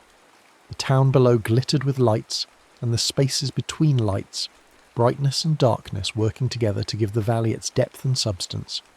Everything was as it should be, balanced and whole, each shadow in its proper place, each light casting its proper darkness.